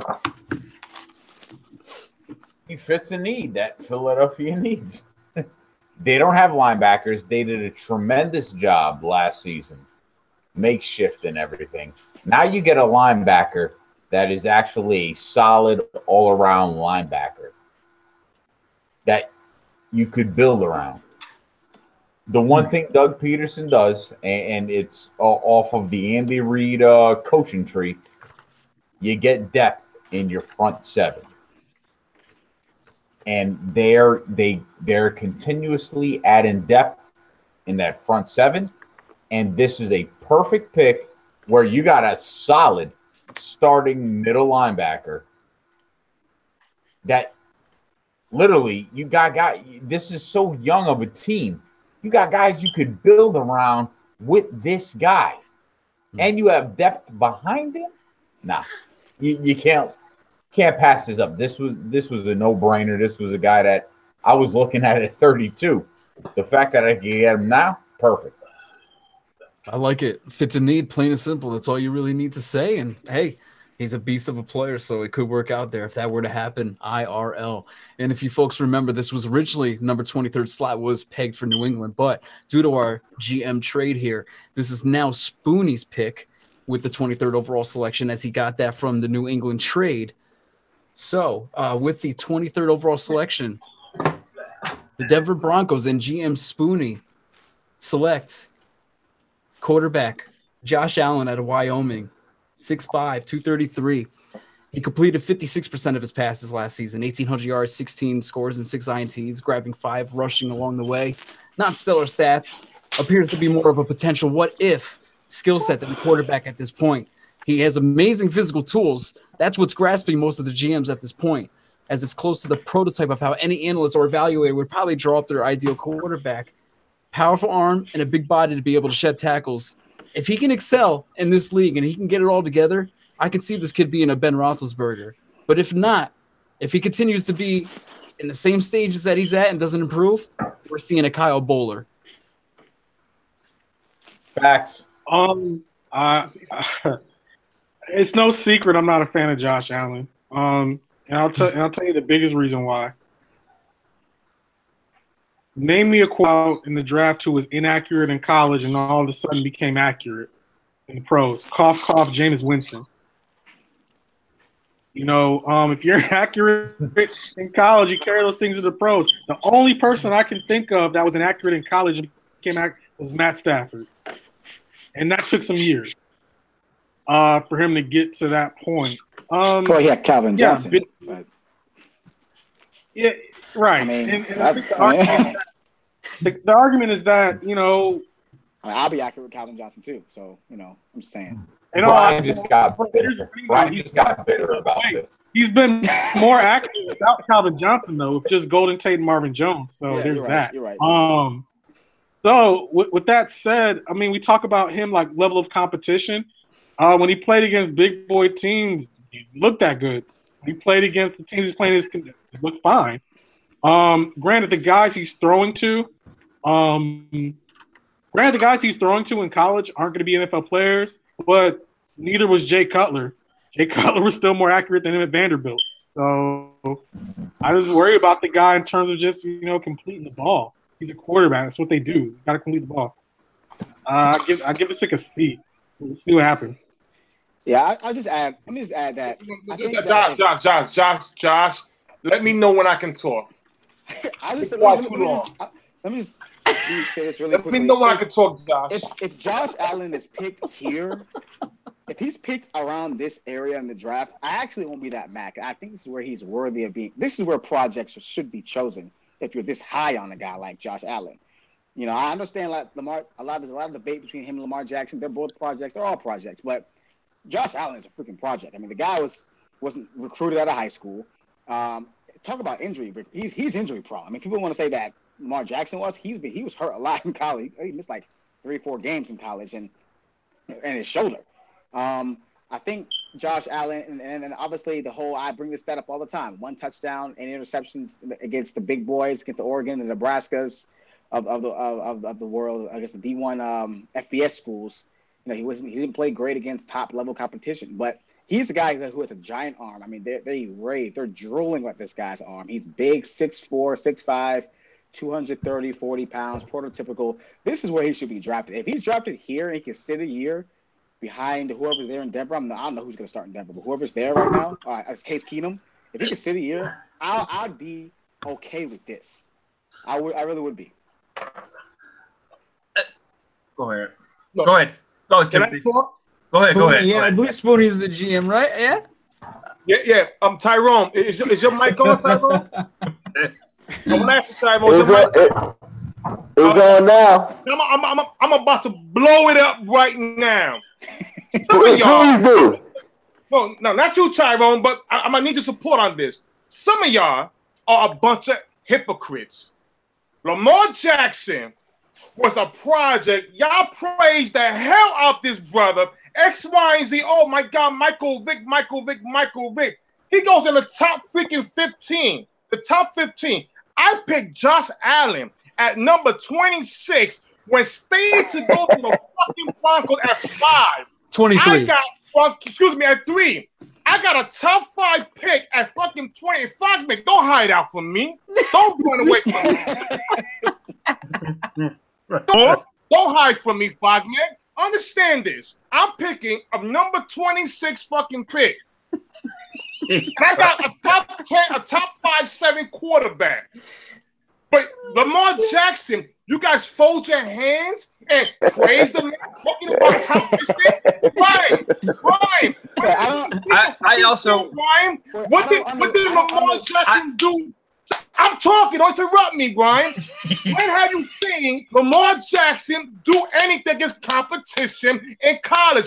We didn't see that yet. But then again, go against you guys, listen. We're gonna have to save this until the end of the show. We're gonna have to save this till the end. Let's get the picks through, and then at the end we will have a free for all against everybody's picks. All right. By the way, for the record, I said Lamar Jackson was a reach at that spot too. I think this is a reach. I think they're both reaching. We will have a post-table discussion at the end of the show where everyone we will talk. Keep it going. I have to go. Yeah, absolutely. That's what we're trying to do here. So, the 24th overall selection with the Carolina Panthers, Mr. Tyrone has selected tight end Hayden Hurst out of South Carolina. Now, this one's an interesting pick because this is the only tight end that a lot of team sources say they're excited about in this year's class. They feel he may be the only tight end prospect who is a similar caliber to last year's group who went in the first and second round. But he only totaled 44 recs, 500 yards, 2 touchdowns. So there's going to be people that may say he can slip to day 2, but they also love the physical talent of him being 6'5", 250, and being able to run a 4.6 40. So this is going to be an interesting he could maybe turn into a Hunter Henry if he pans out. I think this is a safe pick, a solid B+ here. I think he has Dallas Clark in him. Here's my one and only knock on him is this. When he starts the season here, he's going to be 25. He's going to be a 25-year-old rookie. So it's not really a bad thing. Consider, but he's coming in as a tight end. That's fine. But I actually like this pick. It doesn't hurt to give your quarterback some more receiving options. So I think he has a lot of Dallas Clark in him.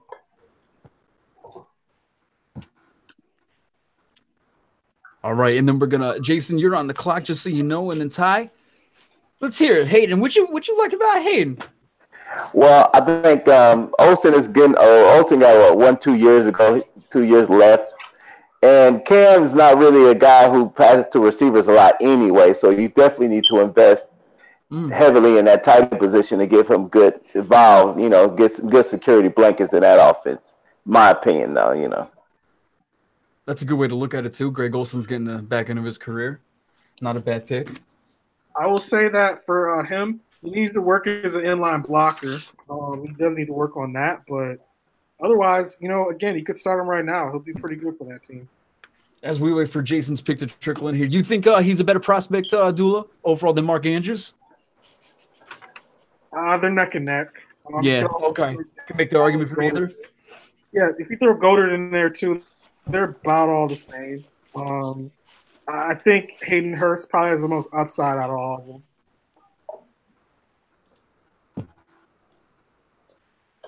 All right, who we got now? Tennessee Titans with the 25th overall pick. All right, what you got for me, Jay? You got it? Hold on. Titans are an interesting case. All right, and then after Jason, we got the Atlanta Falcons, which is Spoonie. Then follow that is Fox with the Saints. And then we got Brian back up with his Steelers. And back-to-back is Brian following the Jags. And Jason's back up at number 30 with the Vikings. And to finish it out, it's going to be Brian and Fox with the Pats and Fox Eagles. Sorry, fellas. It's all gravy. We'll finish out here by probably, I would say, 10:30ish. Tomorrow's Friday, TGIF. Plus, you have to give Spoonie time to go off. He didn't wait to do that the entire night. And while there's dead space here, so let me talk crap about Tyrone. So Tyrone, what the hell made you think Sonny Michel was a good idea? Are you kidding me right now? I mean, just think about it. He played the toughest conference. Oh, shit. The SEC. And if you saw that game against Auburn, Oklahoma, and Alabama, he took over all three of those games. All three. You can't tell me another running back has played stiffer competition and done more than he did. Oh, wait, I can't. Who did Kareem Hunt play against last year? His name's Nick Chubb. We're on the same team. Nick Chubb blew his knee out, twice? So he definitely is a way bigger injury concern. Killing me, Tyrone. Killing me. And he's a fifth-year senior, so we pretty much seen Nick Chubb's peak. He's not going to get any better. That right there, I do actually agree with. Right. That's fair. I'll give you that. That's fair. Yeah. To hell with you still, but that's fair.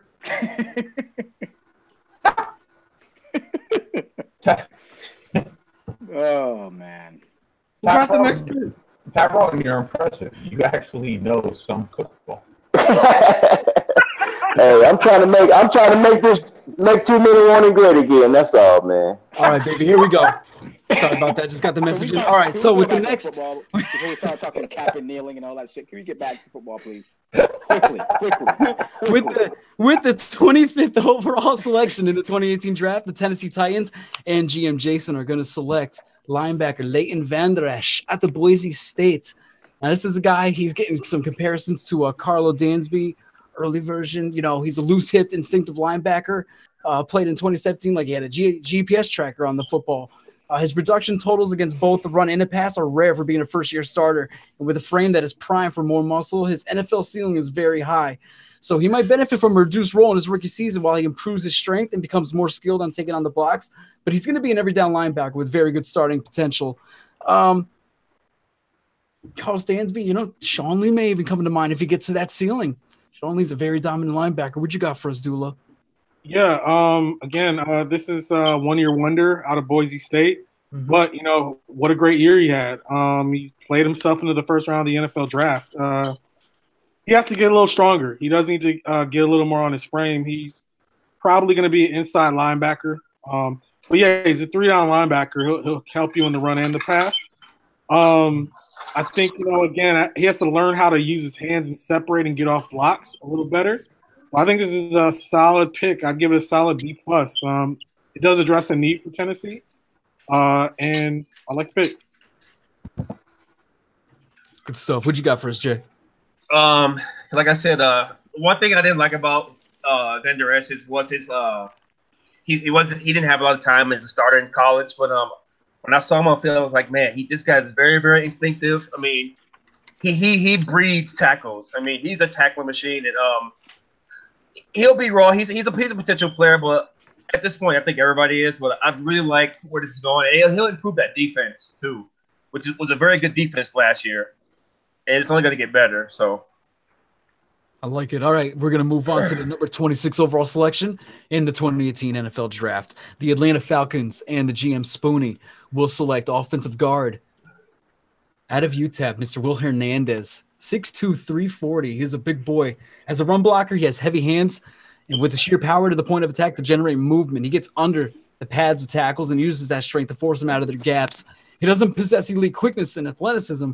While he can pull, he doesn't have great movement skills either, and he would be better off in a power man scheme rather than being his own blocker. In pass pro, he can be a strong anchor, and he can stay in a bull rushers. The quick interior lineman with length can give him some problems, though. Comparison, somebody that actually just retired, Richie Incognito. Similar skill set and style of play. Richie was a third-round pick out of Nebraska and developed to be a four-time Pro Bowler, so Hernandez could go on day one of the draft and could have a very good career coming from a small school. Yeah, I think this is a very good pick right here. I give this an A- actually. I'm not sure if it's fulfilling, a need. I think they still need help on defense there, but hey, I like the pick a lot. This is the guy for his size is very nimble, very great athlete. He'll have to work on one thing about him. He has small hands and short arms, so that may hinder him. He did put up 38 reps, so the kid's strong. I think one thing also is he has to learn how to come out of the stance a little better. Right now he kind of hops, which can lead to penalties at the next level. So you want to work on getting out of the stance a little bit better. So it's a good pick. Spoony. Oh, yes. Fogman, you had nothing to say at that time? You still quiet. Okay. That's good. See, that's what you need to be. See, I didn't see you get an A- or A+ at all, Fogman. Actually, yeah, I did. Actually, yeah, I did. Don't give me that. I have the mic. Actually, I did. You see what Brian's doing? You got to do the same thing. Just relax. All back. I got this. Now, again, the reason why I picked this because they need offensive line help if they have any chance of getting back into the Super Bowl. Again, this is an offensive-minded team. They have two very good, solid running backs, good receivers.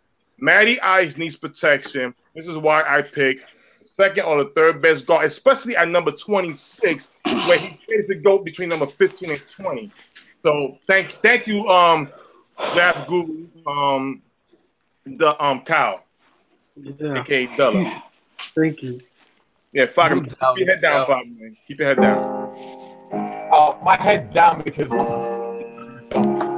Hello. Your drafts are horrible. It's you on the clock. I know you drafted Ryan Ramsey last year, but oh, there goes the musical. Sorry. Yeah. Oh, it's back. But Drew Brees is getting older.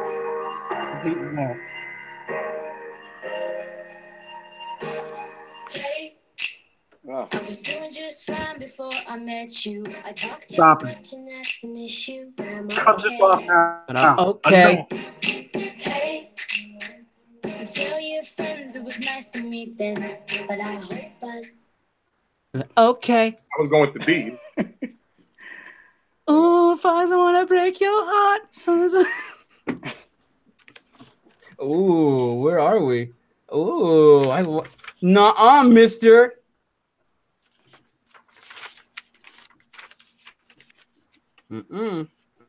I see those dots going. What's it going to be? The New Orleans Saints with the 27th overall pick. Where is it? Did you just type that to me? Yeah, he's already taken. Somebody not paying attention. Howie Rosen. What's going on over there, bud? Actually, I think Jason took Davenport back with Seattle. The Seahawks. Yes, I yes, did. you're right.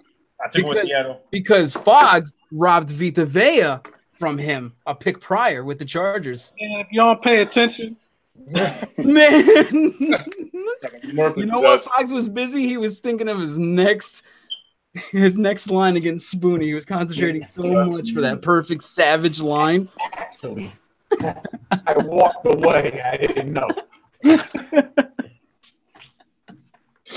Oh, man. Got the nerve. Got some nerve. Brian, can you throw that background music on again real quick? I kind of enjoyed that. I can't do it, dude. I can't do it. Brian, that was you and your workout music? I can't do it.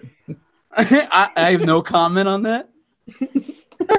I mean, how many minutes on the clock in? 5 minutes about to, yo, how many minutes on the clock? I'm kind of about 15 seconds left. I can explain why I have that on my computer. But you see, I got nieces, I'm not even gonna bother doing this. So like, you see, I got little sisters, once removed cousins, and sometimes they come over. Brian, we all got soft music. You know what I'm saying? It's like you on the street. No, I know what you mean. I listen to yeah, you're on the street. Got some video on you like this. This is some Mariah Carey. You know what I'm saying? Like, what up? You got Mariah Carey on, something like that. No, it's okay. It's all good, man. Adele's actually one of my favorite artists to actually work out to, believe it or not. So I will admit that. Yeah, listen, I like Alanis Morissette. She's a good deadlift artist. I like Alanis Morissette. It's all right. It's all good. It's all good. Who's got 27? What the Saints doing? Yeah, we understand that the Saints owner died, but that doesn't give you extra time.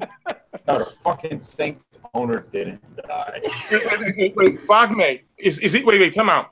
It's 2 minutes on the clock. Yeah, this isn't 5-minute warning, Fox.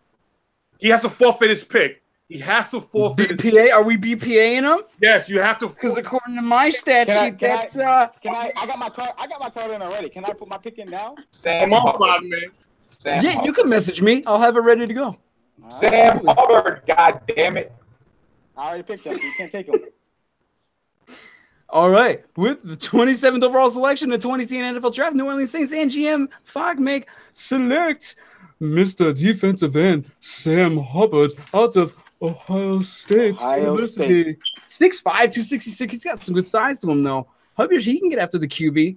Has upper body strength to fight through those blockers and some quickness around the corner. Active hands, uses them at the same time as his feet. So he's always running, always motor's always running. Sturdy ends, not super explosive or a blinding speed rusher off of the edge, but in ground game, he's pretty reliable to hold his gap, fights out blocks, and gets it on tackles. So better fit in as probably an end in a 4-3 scheme, but rather than an outside linebacker in a 3-4. What you got for us, Dula? Sam Hubby. I think this is a reach. I think I give this a C.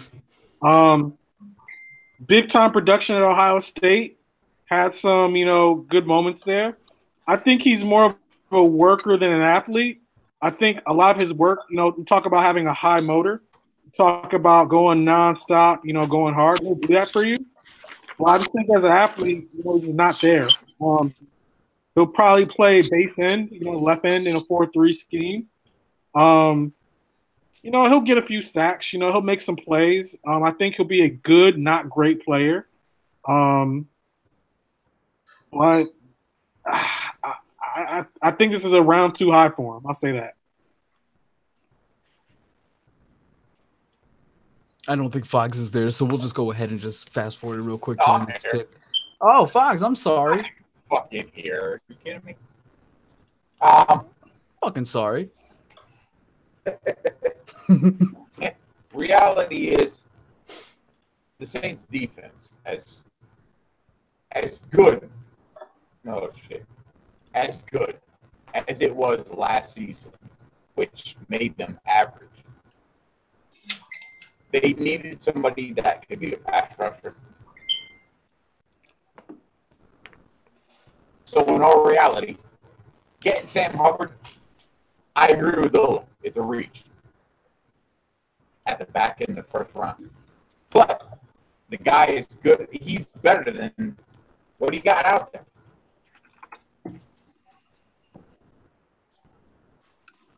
Who can I say something? Yeah, real quick, Spoons. No, don't say anything. Real quick, though. Real quick, I want to ask Mr. Fogman GM something, if you don't mind. Fogman, I'm just asking you a question, like you asking me a question. You getting Sam Herbert, right? It's a reach, right? Number 20. Yeah, 26 is 20. We all know the 26 pick is like almost like a second round. But I'm just gonna add this in my opinion. Why would I want to draft Sam Hubbard when I already have Jordan Cameron and Sheldon Rankins on defensive end? If they need a defensive tackle, I might have went for a 3 technique or 1 technique. It's a certain guy named Brian who's out there that can fit that middle. That's all I want to say. Thank you, guys. Sheldon Rankins is a defensive tackle, bro. He's a no. But they got him playing that end spot in their scheme. What I'm trying to say is just plug another big boy in that middle.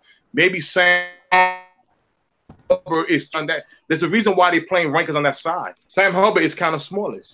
He's more of a 4-3. I mean, are you okay with that? He's more of a 4-3 guy. So you would have preferred Taven Bryan? Excuse me? You would have preferred Taven Bryan. I would have took him for that 3-4 scheme. Yeah, I agree with that a little bit. Oh, you agree with me? Oh, snap. I mean, A-, A+, agreeing with me. All right, folks, write this down on your sticky notes. Talk about it in 15 minutes. All right, good. We got this. We got the next few picks in already, so we're going to move this along. Number 28 overall selection, the Pittsburgh Steelers and Mr. GM Brian are going to select safety out of Alabama, Ronnie Harrison. A little bit of a surprise, but hey, I could easily see him being a day one grab. A combination safety with all the size and athletic traits that you could hope for in a safety. He's a fluid athlete, a few athletic limitations, and he has the ability to fit into a variety of defensive schemes. So his penchant for flying in shoulder first will need to get cleaned up or risk having to probably miss some games in big plays. No one in position. Harrison's physical approach and urgency and run support, though, gives him a chance to start early. But his potential and coverage and athletic ability give him a chance to become a Pro Bowler. So this is a guy – great combination of size and speed. You know, I could 6'3" safety, very good size to him. So I could definitely see him being a day one grab, even though he's projected as a 2. What you got for us, Dula? I think this is another reach. I think this is a solid second round pick here. For that, I'd give it a B- in the sense of B- C+ in the sense of I think he's a good player. I think, again, he's going to be an early starter for you. I think his knock is he's not going to be the brains of a defense. He's not going to be making the calls. He'll be good. He'll play his role. I think on complex routes, kind of sluggos, kind of multiple, combo routes, he can get baited into jumping. And I think just him, I think he has those instincts, but sometimes he overthinks it. He gets a little too excitable, and it causes him to be out of position sometimes. I think he'll mature to a good player. I just think he's a reach here. I think there are better players on the board. Brian, what you got for us?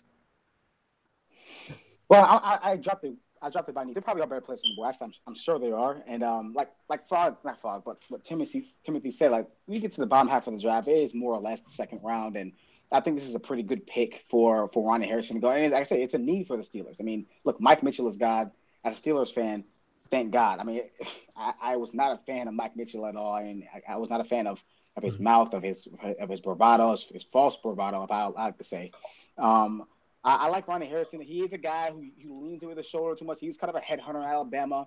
I believe he actually has been ejected for targeting once at Alabama. I actually watched that game. I forget who it was against. It was against a lesser school earlier in the season, one of those cupcake schools. But he does need to clean that up. This is a new NFL. What I do love about him, though, is he's a great combination of size and speed. I mean, he's a guy who was played quarterback in high school, so he knows how to read a quarterback. So he's didn't really run his 40, but if you look and research it, his 40-yard dash back in Alabama when they ran it during the summer last year was about a 4.52. So, and he's 6'3", 214, big guy. I think he really fits the mold of a Steeler and what Mike Tomlin likes to do on defense. And that secondary, look, it was our Achilles heel last year. It's been our Achilles heel for a while now. And I think he's a good young guy who come in, play some high safety, run support, and be a guy who can come in, plug in, and be a great young player for years to come. I would have went running back because Bell won't be there. Weren't you lagging before? Why aren't you lagging? And Brian's got a back-to-back, so he's already got his next pick in for the 29th overall selection with the Jacksonville Jaguars. He is going to select tight end Michael Gesicki. You look at his tangibles, he's a 6'5" tight end who's 247, and his 40-yard dash is a 4.54. If you're looking for a tight end who can line up and help in the running game, he's not really your guy. However, if you do want a pass catcher who can get open and has the ball skills to win against linebackers and safeties, he might be it. He needs to improve his play strength, and he has issues as a blocker, but he could limit the amount of teams who will target him. He has a chance to become one of the better pass-catching tight ends in the league, also drawing comparisons to Jimmy Graham. Soft, but a good catcher? Dula, what you got?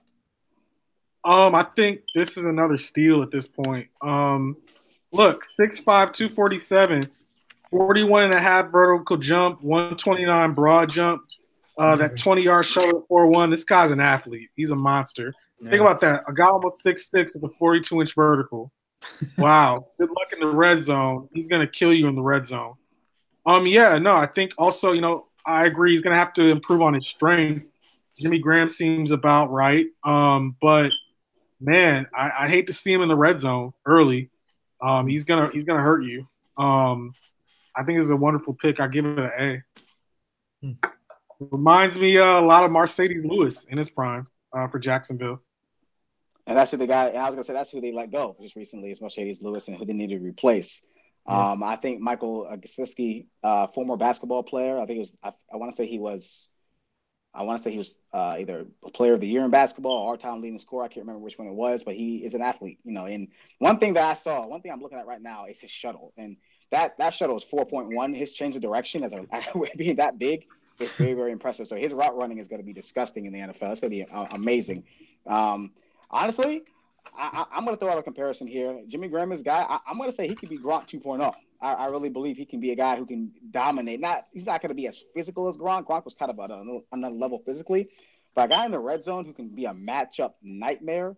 And another thing, as much flack I give Blake Bortles, he did look good against us. He did look good at the end of the year, but right now he needs a safety blanket, and I think this guy could be it. And Leonard Fournette is a great running back. He's that guy who Bortles can hand off to him anytime, and he can get some yards. And I think Mike Gesicki can be a great security blanket for Blake Bortles, and I think he could be a great picker here. And like Dula said, a steal. He'll have to get better in the run game and blocking, but this is a really good pick.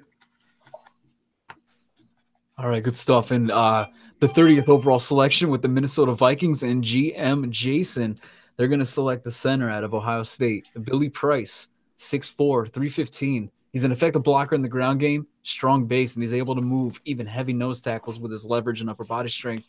Early on, Price should be an asset as a run blocker. He was very good as an interior pass protector for SU. Strong and can anchor against bull rushes, and his versatility of being able to play left guard, center, or right guard at the next level can only increase his value. So comparison, give him an Eric Wood types, both well-rounded blockers who are intelligent and possess versatility along that offensive line. I can just pick an F, and here's why. They drafted Pat Elfin last year, who was also a center from Ohio State. Billy Price is the guy that took. Now, if you're telling me you're going to play him at guard, I get it, but they're kind of doubling up and taking the same exact player that they took last year with the second-round pick, I believe. So, again, this is a team I think they have other needs. I give this an F. I think this is a horrible pick. Well, Mr. Abdullah, the reason I'm going to say that you're wrong is because the reason why he just said, he's going to play guard. He's not going to play center.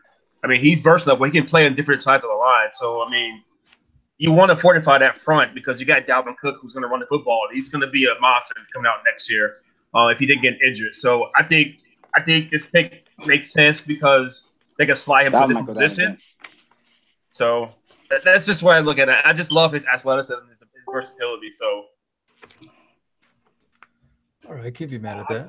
just think they have a gaping hole at defensive tackle right now. So, we'll see. they just picked up Sheldon Richardson too, and that defensive line is pretty good. Everson, Griffin, Sheldon Richardson. I think they'll be okay at defensive line, but they gotta protect the quarterback. They just picked Kirk Cousins up for like 3 years, 30 million. So they gotta protect the quarterback. So and they gotta run the football.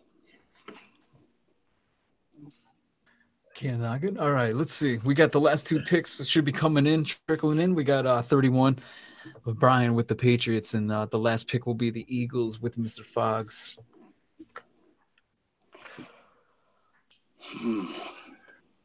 Let's see. I'm surprised to see some of this actually match up on draft night, though. Some of these picks with some of these teams, I think, will be a hit. I literally just changed my pick, like as you guys were talking, because I was. This is tough. This is a tough one. I'm not like Okay, let me just go ahead and. Do it. You know you want the reindeer. There's a lot of good players still left on the draft. You know you want the reindeer. There's a lot of guys that the Patriots. There's 2 guys the Patriots I think they can go here, but I think they got to protect their guy. They're a 41-year-old guy, so I'm going with him because he's the franchise. Oh, okay. And they got to protect him. So. All right. I thought it might have been the one from Oregon, but all right. So I like this guy a little bit. I like this guy a little better. With the 31st overall selection, the New England Patriots and GM Brian are going to select left tackle Colton Miller out of UCLA, Mr. Josh Rosen's blind side. He has good length, 6'9", 309. It's almost a 7-foot tackle out there. I mean, quick feet, agility in the pass pro. He uses his feet well to get depth and his drop to cut off the speed rushers. But his length, it makes it difficult to get around him, but can also be a vendetta against them. He can hold up against bull rushers, and he can use more strength in his base in the next level. But at times, Miller can be inconsistent in that pass pro because playing so high, he can bend at the waist, and that's what makes him so prone to be defeated around the edge. So comparison, Jeremy Trueblood. Miller seems like a weaker but more athletic version of Jeremy. Both very tall college left tackles who were better fits at the right side. Trueblood had issues playing too high, too, and being a waist bender.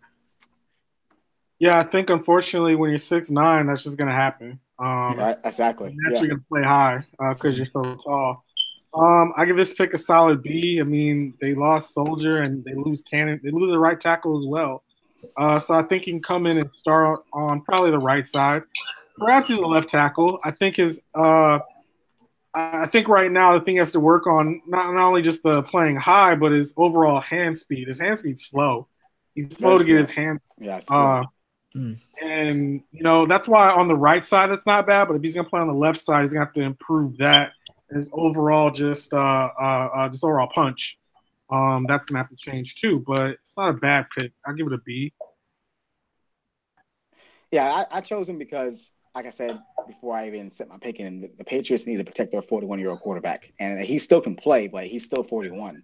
And if he gets hit, I mean, he can turn into Brett Favre in 2010 where his career was over. That could happen to Tom Brady. I don't care what anybody says. That could happen. And they lost, like I said, Nate Soldier in the offseason to the Giants. So I think this Colton Miller is a guy, nice, long, pretty athletic, left tackle. Look, for what it's worth, he protected Josh Rosen's blind side, so that should give him some confidence a little bit. Because now you're protecting probably the greatest quarterback of all time's blind side as well.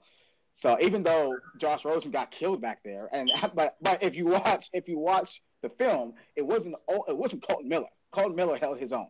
But it was the rest of that offensive line that was terrible. So I think Colton Miller is a good pick here. Like I said, we're about in the second round, so I don't think it's a reach. And again, they need. I was really baffling or going back and forth between left tackle and corner because they need a corner too. But I think they need to protect Brady most importantly. Commissioner, I'm gonna come back to that pick after we finish with this. I got something to say. I'm getting on everybody. They got on me. All right, and the last pick has trickled in here with the 32nd pick in the last of the first round. The Philadelphia Eagles and GM Fogmig are going to select left tackle Orlando Brown out of Oklahoma. 6'8" dude, 360. We just talked about size. You know, this is a guy. He's a tackle with poor athlete traits, but rare size and length, whose massive frame is going to work for him in the pass protection and against him in the run game. But he's a waistbender with shoddy footwork and a tendency to play too straight-legged. These physical limitations create a much smaller likelihood that for recovery once he's beaten. So with all that said, he typically gets blocked, and he clearly understands how to use the size and length to his advantage. But his physical traits and nasty demeanor give him a chance to become a decent starting right tackle if he can be coached to lessen his physical deficiencies and he can keep his weight in check. This is coming from a guy who had a very bad combine, and it would be amazing to see if he actually did survive still in the first round. So we'll see. We've had dudes have horrible combines, but yet just ball out in careers. So, Dula? I don't like this. I'll give this pick a solid F. This is horrible. For a lot of reasons. The first thing you said is that a bad combine, right? Yeah. But even looking past, he just seems like he's a big guy. I don't think he's that strong. He's just big. He's a massive guy. His father, was an NFL tackle, Zeus Brown, the Ravens and the Browns. So he has the NFL bloodlines, but I just look at a guy and I just see a big kid playing, and just that's it. I don't think he's that strong. I don't think he's gonna move guys off the ball. I think he has terrible. Looks like the combine numbers show. He's not a great athlete. I don't think he's a tackle. I think he's a guard. And I don't think he's a great guard at that.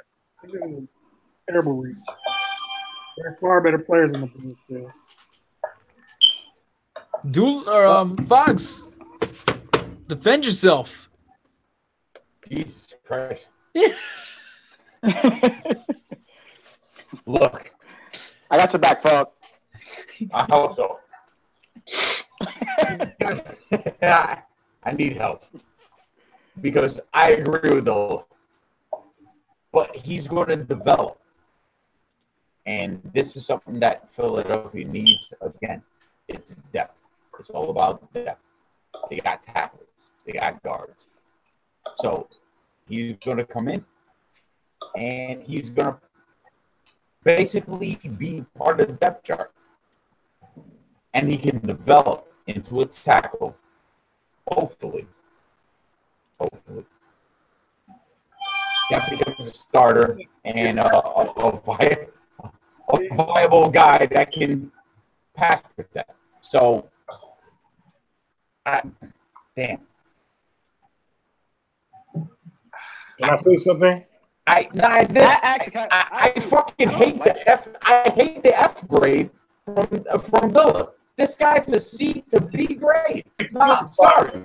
Yeah, I think the grade was a little harsh. No, hey, Commissioner, can I say something, Commissioner? We done with the draft, right? Once Fogg is done with his analysis, we will then advance into the post-round discussion table. Okay. Dula, you're out of line. Spoon, you're out of line. Fox, continue. No, I want to hear Dula. All right, he's done with his analysis. Time for the round table. I disagree completely with his F grade. No, I disagree. No. First of all, respect Dula. He did a great, outstanding job with the grades today. Don't get mad because y'all both didn't get -8. Oh, God. Wait, shut up. Wait a minute. First of all, both of y'all should be ashamed of yourselves because here's the kick. Going to Brian, there's a certain guy on that draft board that should not be in the second round at all. His name is Harold Landry. That should have been either one of y'all picks. Number one, I'm gonna tell you why. First of all, man, you got a certain guy with not a handsome beard as myself, but his beard's all messed up, fighting a court issue. That he's 33 years old. He may not be around. Then you got a guy named Graham who wants his contract, but y'all got no cap money to sign him. So therefore, Harold Landry was your pick with the guy you drafted last year out of Tennessee. To me, that would make more sense. Orlando Brown is nothing more than a guard. I recall Douglas saying that in the beginning, at the end of the last season. Wait, Tim. Wait, hold on a second. I already traded up and grabbed Rashawn Evans. So what do I need Harold Landry for? No, but here's the thing. Rashard Evans would probably be your linebacker replacing what's his name? The brother of the Minnesota Vikings, who's making $9 million when he leaves. And your boy from Texas, who was hurt last year. That's it. Now, again, you got something to see. Now, Brian, the Patriots. You gave me, and we had a good trade. Wait. That trade was horrible, man. No. Can I just talk about the pick first, the Orlando Brown pick, before you go on a tangent here? Okay, I'm sorry. Go ahead. I just want to go. I don't agree with Dula's analysis. I don't think it's an F. I think that's a little bit of a reach of a grade. I know Orlando Brown had a bad combine. I know that's the only thing people could think about. That's the last thing we all saw of him. But if you actually watch film of him, he was a great player. Okay? He was not a slouch. He was a great player, very nasty at times. I will admit that he got kind of lazy at times, but this is a guy who's you're not going to easily just bull rush him or get by him. I mean, he's going to need some, like Frog said, he's going to need time to develop. They're losing left tackle. I believe his name is Shane Andrews. I can't also get his first name. Shane Andrews. They need to make sure they have replacement for him because he's probably out the door at this point. Okay, he's about. But I actually think I had Orlando Brown as my mock draft as the last overall pick as well because I think this is a good spot for him based on his bad combine and his play in college. So if he was going up his play in college, maybe a top 20 pick, but his combine didn't kill him. Can I say something? Hey, wait. Eric Flowers? No, because let me explain something. Y'all keep saying he had a bad combine. He's not Eric Flowers. Let me tell you his numbers. Let's emphasize how bad it was. You're talking about a guy who ran a 5.85 40. I'm not worried about underwear Olympics. I'm not worried about that. Wait, what do I give a shit? Wait, hold on. Oh, shit. 14 reps in the bench press. When is he running a straight line for 40 yards on the football field? When does he do that? I know one thing. 14. Oh, wait. You're telling me. The bench press? The bench press 14 times. A little bit. The bench press wore me a little bit, but that does not always translate to football. That is a fact. Brian, it tells me you're not that strong. Weight room. He's not weak, though. Brian, how much you bench? Brian, how much you bench? You can't use bench to measure bench. Okay, how much do you bench? I'll tell you this. I bench 370. I know where you're going with this. Okay. I know where you're going. No. You know where I'm going. I ain't take you there yet. I'm asking you a question. You bench 370, right? Now, how you think it will feel? I'm proud of you, too. That's very impressive. Okay, how you think it will feel that an NFL player is right next to you, and he goes, I only bench 285, and you bench 370. You know what I would do? I would take my fat ass right back to Planet Fitness where he belongs and work out. That's an embarrassment in offensive linemen to bench 200 and change. I agree. His mental is bad. Hurt him. No, he's lazy in the mind. If here's the thing, I'm pretty sure he could bench probably 400 and change. I think he's lazy. You know, when you feel that burn. Here's the thing about the 225 bench. But here's the myth about that. It doesn't really measure strength. Okay, it doesn't measure when you're doing at that point. It's cardio. It's cardiovascular at that point. When you're benching 225, 25, 38 times, it doesn't really measure strength. That's a skill. One. Those guys, the guys who come in there and do it 40 times or 50 times, they practice that. Now, if he didn't practice that to get prepared for the combine, that's on him.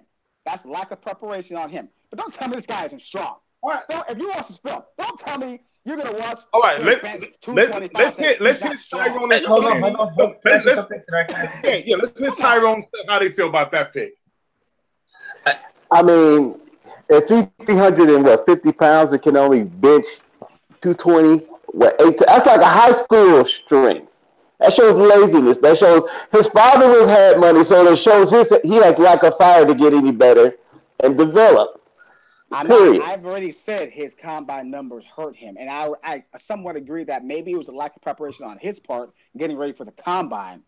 But don't tell me that you guys are going to bring his combine numbers up here and tell me you're going to 4 or 5, wherever the hell he ran. I don't give a damn what offensive lineman ran the 40. I really don't. Well, you just wonder if he truly loves the game like a Josh Rosen. Look, we'll see if he truly does when he's out there. Let's see him out there. There you go. I like that, Tyrone. We'll see if he does. But you can't. My only assertion to this is those combine numbers, you know, if anything, showed me not so much is he an athlete or not, but more or less, is he going to be prepared? Is he going to had a great combine? Is he going to try? Had a great combine. Where the hell is he at right now? Roland Golston had an all-time combine. It's a matter of preparation, bro. Like the guy knew about this and poo-pooed it. I said like that. he didn't care.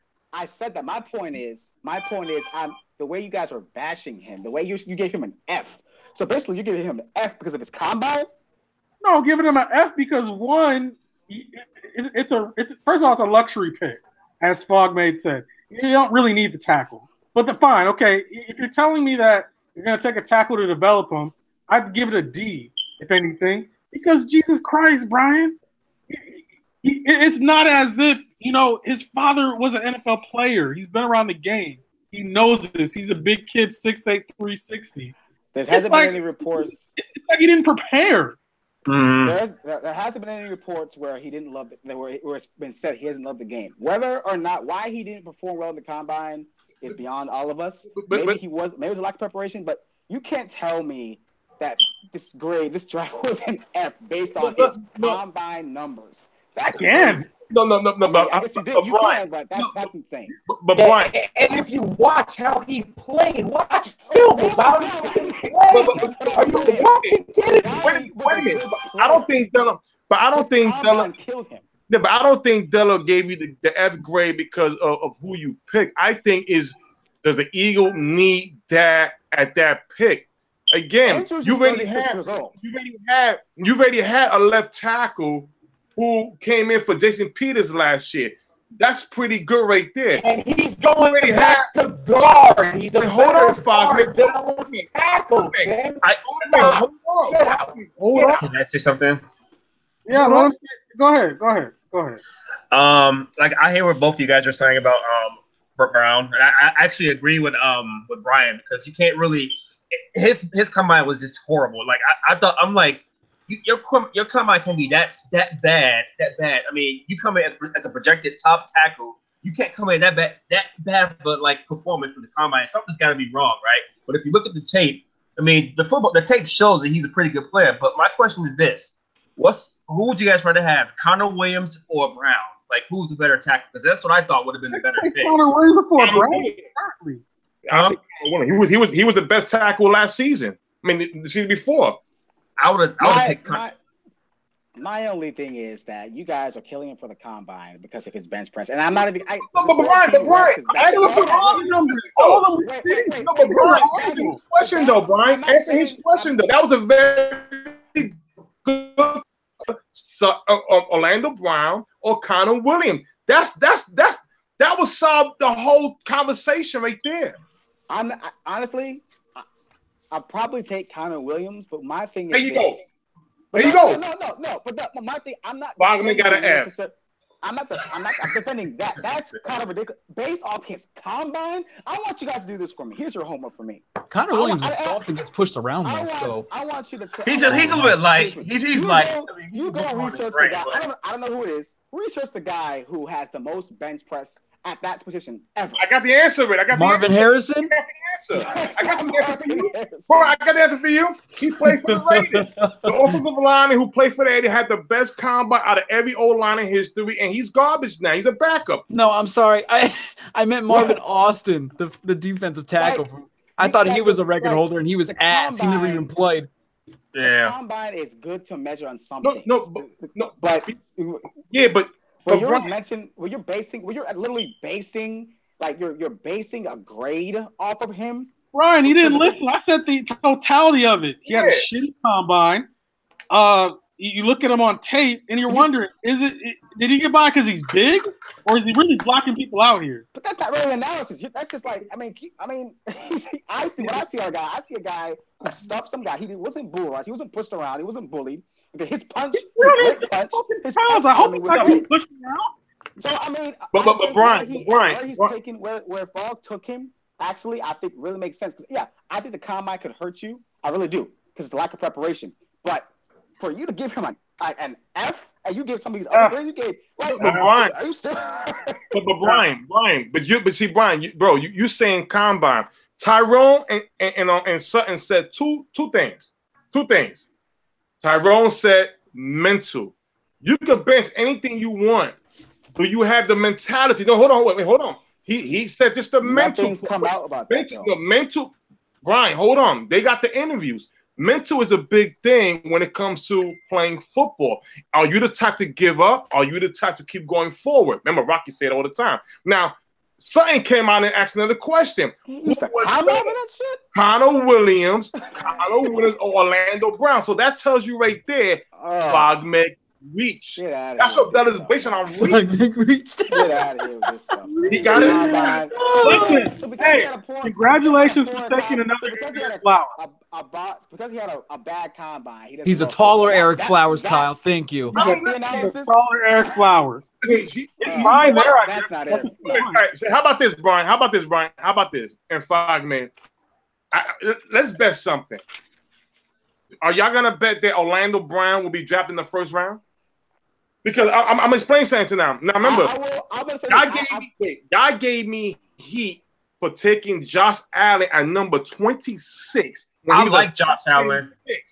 I think he's third. I think he's third best quarterback in the draft. That's just me. 26. I took Josh Allen. Y'all went off the rail out of a top 10 quarterback who's backing up a 30-year-old Case Keenum and one of your Backstreet Boys, Pastor Glenn. I took him at 20. Huh? I said I liked Josh Allen being picked around. Oh, you did. Well, Fogman was being mean to me. It was Fogman. I said Jackson and Elder reaches where he got him. I said they were both reaches. Yeah, but I don't think that if he stayed to go in the top. I took Denzel Ward who was a top 10 pick at number 16 in Baltimore. How the hell did he slip that far back? No. Stop. I was like, stop, Tim. Hold on. I'm giving you all F's because there's one name that I'm looking at that didn't even go in the first round. Where's Deron Payne? Who? Yeah. Oh, I wanted to say that. How did nobody select Deron Payne? No. But here's the thing. That was Fogman who should have took Deron Payne over Hubbard for the Saints. Where's Taven Bryan?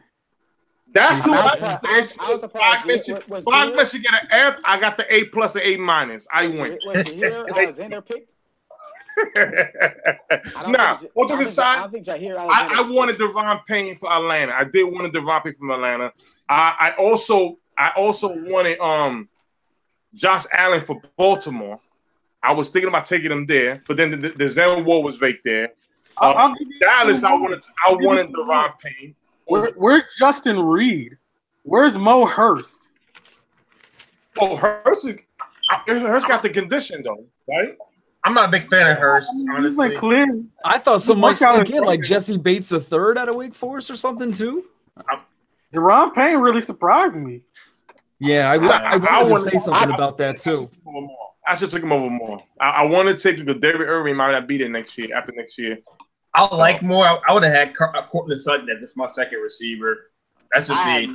I had more going second round, but listen, I had Courtland Sutton going somewhere. Honestly, I'll be really surprised if only 2 corners go in the first round. Just Josh Jackson and Denzel Ward. You still had Mike Hughes, Jair Alexander, Isaiah Oliver. That's who I was going back and forth with the Patriots, going with Jair Alexander. But I think they needed more of an offensive lineman to protect Brady. But Mr. Abdullah, you're wrong about my pick, man. Price is a beast, all right? They're gonna pick him. How would you compare Billy Price to James Daniels? He's a guard. He will play guard. I'm telling you, he will play guard in the NFL. I'm telling you this right now. Who's the better prospect? Is it James Daniels or Billy Price? I think Billy Price is the better prospect. I think Price is better. Sure, I think Price is better. But I think his athleticism and his footwork. I mean, he can play guard easily. I just don't like when teams double up and take the exact same player. You took the exact same player last year in Elfin. Man. I agree with Dula, though. Deron Payne is definitely going to be taken somewhere. I just, Yeah, it's interesting. Deron Payne's a first round pick. I'm surprised he wasn't taken either. Yeah, he's like a Marcel Darius. Someone's going to scoop him. And Tavon Bryan, was he picked? Such a fucking beast. No, Tavon's slipped too. Jair Alexander, I think, is going to go in the first at some point. I thought yeah, Fox was saying that too. I think he will. He will. Yeah, somebody will fall in love with him. I think he's second. Second round pick.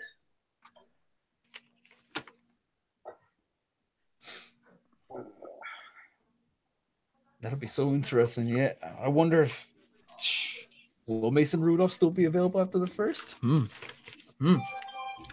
Still got some good running backs out there. Rashad Penny, Nick Chubb. He's just too small to me. There's going to be a lot of second-round receivers: Cortland Sutton, James Washington, DJ Chark, Christian Kirk. Christian Kirk is going to sneak into the first round. Yeah, I feel like he will. Somebody's going to take him. He's too explosive of an athlete not be picking the first round. He's going to sneak into the first round, kind of similar to the way Percy Harvin stuck to the first round. Someone's going to fall in love with his versatility, his speed, his quickness, his run after the catch. Him being 5'10", though, he might slip into the early second like Sterling Shepard or some shit. That too, and Percy was 5'10", 5'11", Yeah. But so I think someone's gonna fall in love with his athleticism. I could have swore he was at least 6 foot. Shit, I gotta look that up. Is he Harvin? Percy Harvin's about maybe 5'10", 5'11". He's 5'10". He's 5'10", 5'11". Yeah, he's short, but he is. He reminds me. They remind me so much of. All right, so on a good day, he was 6 foot. Yeah. With the air pumps on, he was 6. The longer cleats when it was raining, he was about 6 foot. But I was surprised, like I said, Timothy. I will say that, like I said, Josh Allen going where you picked him, I feel like was perfect for him. That's where I think Project should go. I agree with Dula. Josh Allen's gonna go top 5 though. It was good because of the range in which you got him. But I'm feeling like if you're Denver, can you really fucking afford to mess with another project like that?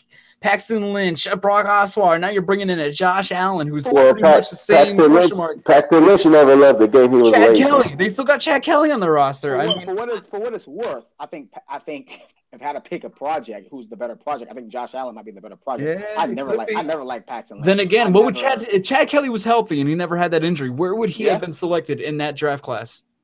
Still in the 7th. Oh, probably. I think he's maybe. Yeah. Still in the 7th. Yeah. Where he went? You're such an ass. You know that's a fucking lie. 7th. And Mr. Irrelevant still with a good knee, I'll tell you what. Oh shit. He may have went around earlier. That's not the player I want to see where Lamar goes. I'm definitely looking to see who gets him. Honestly, I'm interested in him and Baker the most to see where they land. Look, hey Tyrone, when the Colts take Lamar Jackson, don't say nothing. All right, stop all that. There's no way. Stop all that nonsense right now. The Colts got way. Y'all got jokes. Stop it. Y'all got jokes. No way. Luck is about to miss all of 2018 too, man. Y'all got jokes. Y'all got jokes. A real doctor with real PDFs. The Cardinals really like Lamar Jackson. They are pretty enamored by him right now. But can the Cardinals afford to pass on offensive line? They had the worst offensive line in the league. They'll love him because they missed out on Patrick Mahomes last year, and they'll instantly want to love him. Teams with bad offensive linemen usually get quarterbacks that can run. So Lamar Jackson can run. So that's what I'm afraid of. I think. And then David Johnson's going to get upset. Taking my Cardinals. If the Cardinals get Lamar Jackson, he's not going to be able to develop because, like Spoonie said, or somebody said that Sam Bradford literally can break at any minute. He probably broke right now, getting out of bed. And then Lamar Jackson can go in there without learning anything, without having the time to sit down and learn the game, and he's just going to be a free-for-all. That's when you get hurt. That's what I'm kind of worried about with him. So I really hope the Cardinals don't take him. I hope he goes down to maybe 27, 28, Saints, Steelers, maybe even the Jaguars. I'll feel better with the Jaguars, but they have a team around them already, and he won't have to do much. Going to team with the Cardinals, he's going to be asked to do way too much. All right, no, I just want to interject real quick and just get off air real quick. Just thank everybody for tuning in tonight. It was obviously a lot longer than our usual shows, but thank you for sticking around. It was a lot of fun doing this. So catch us on our shows, Football Fury Tuesday nights, and then we got 2 Minute Warning Combine 360 on Wednesday nights, correct? Yes, sir. All right, sounds good. Thank you for tuning in, ladies and gents. Y'all have yourselves a wonderful Friday.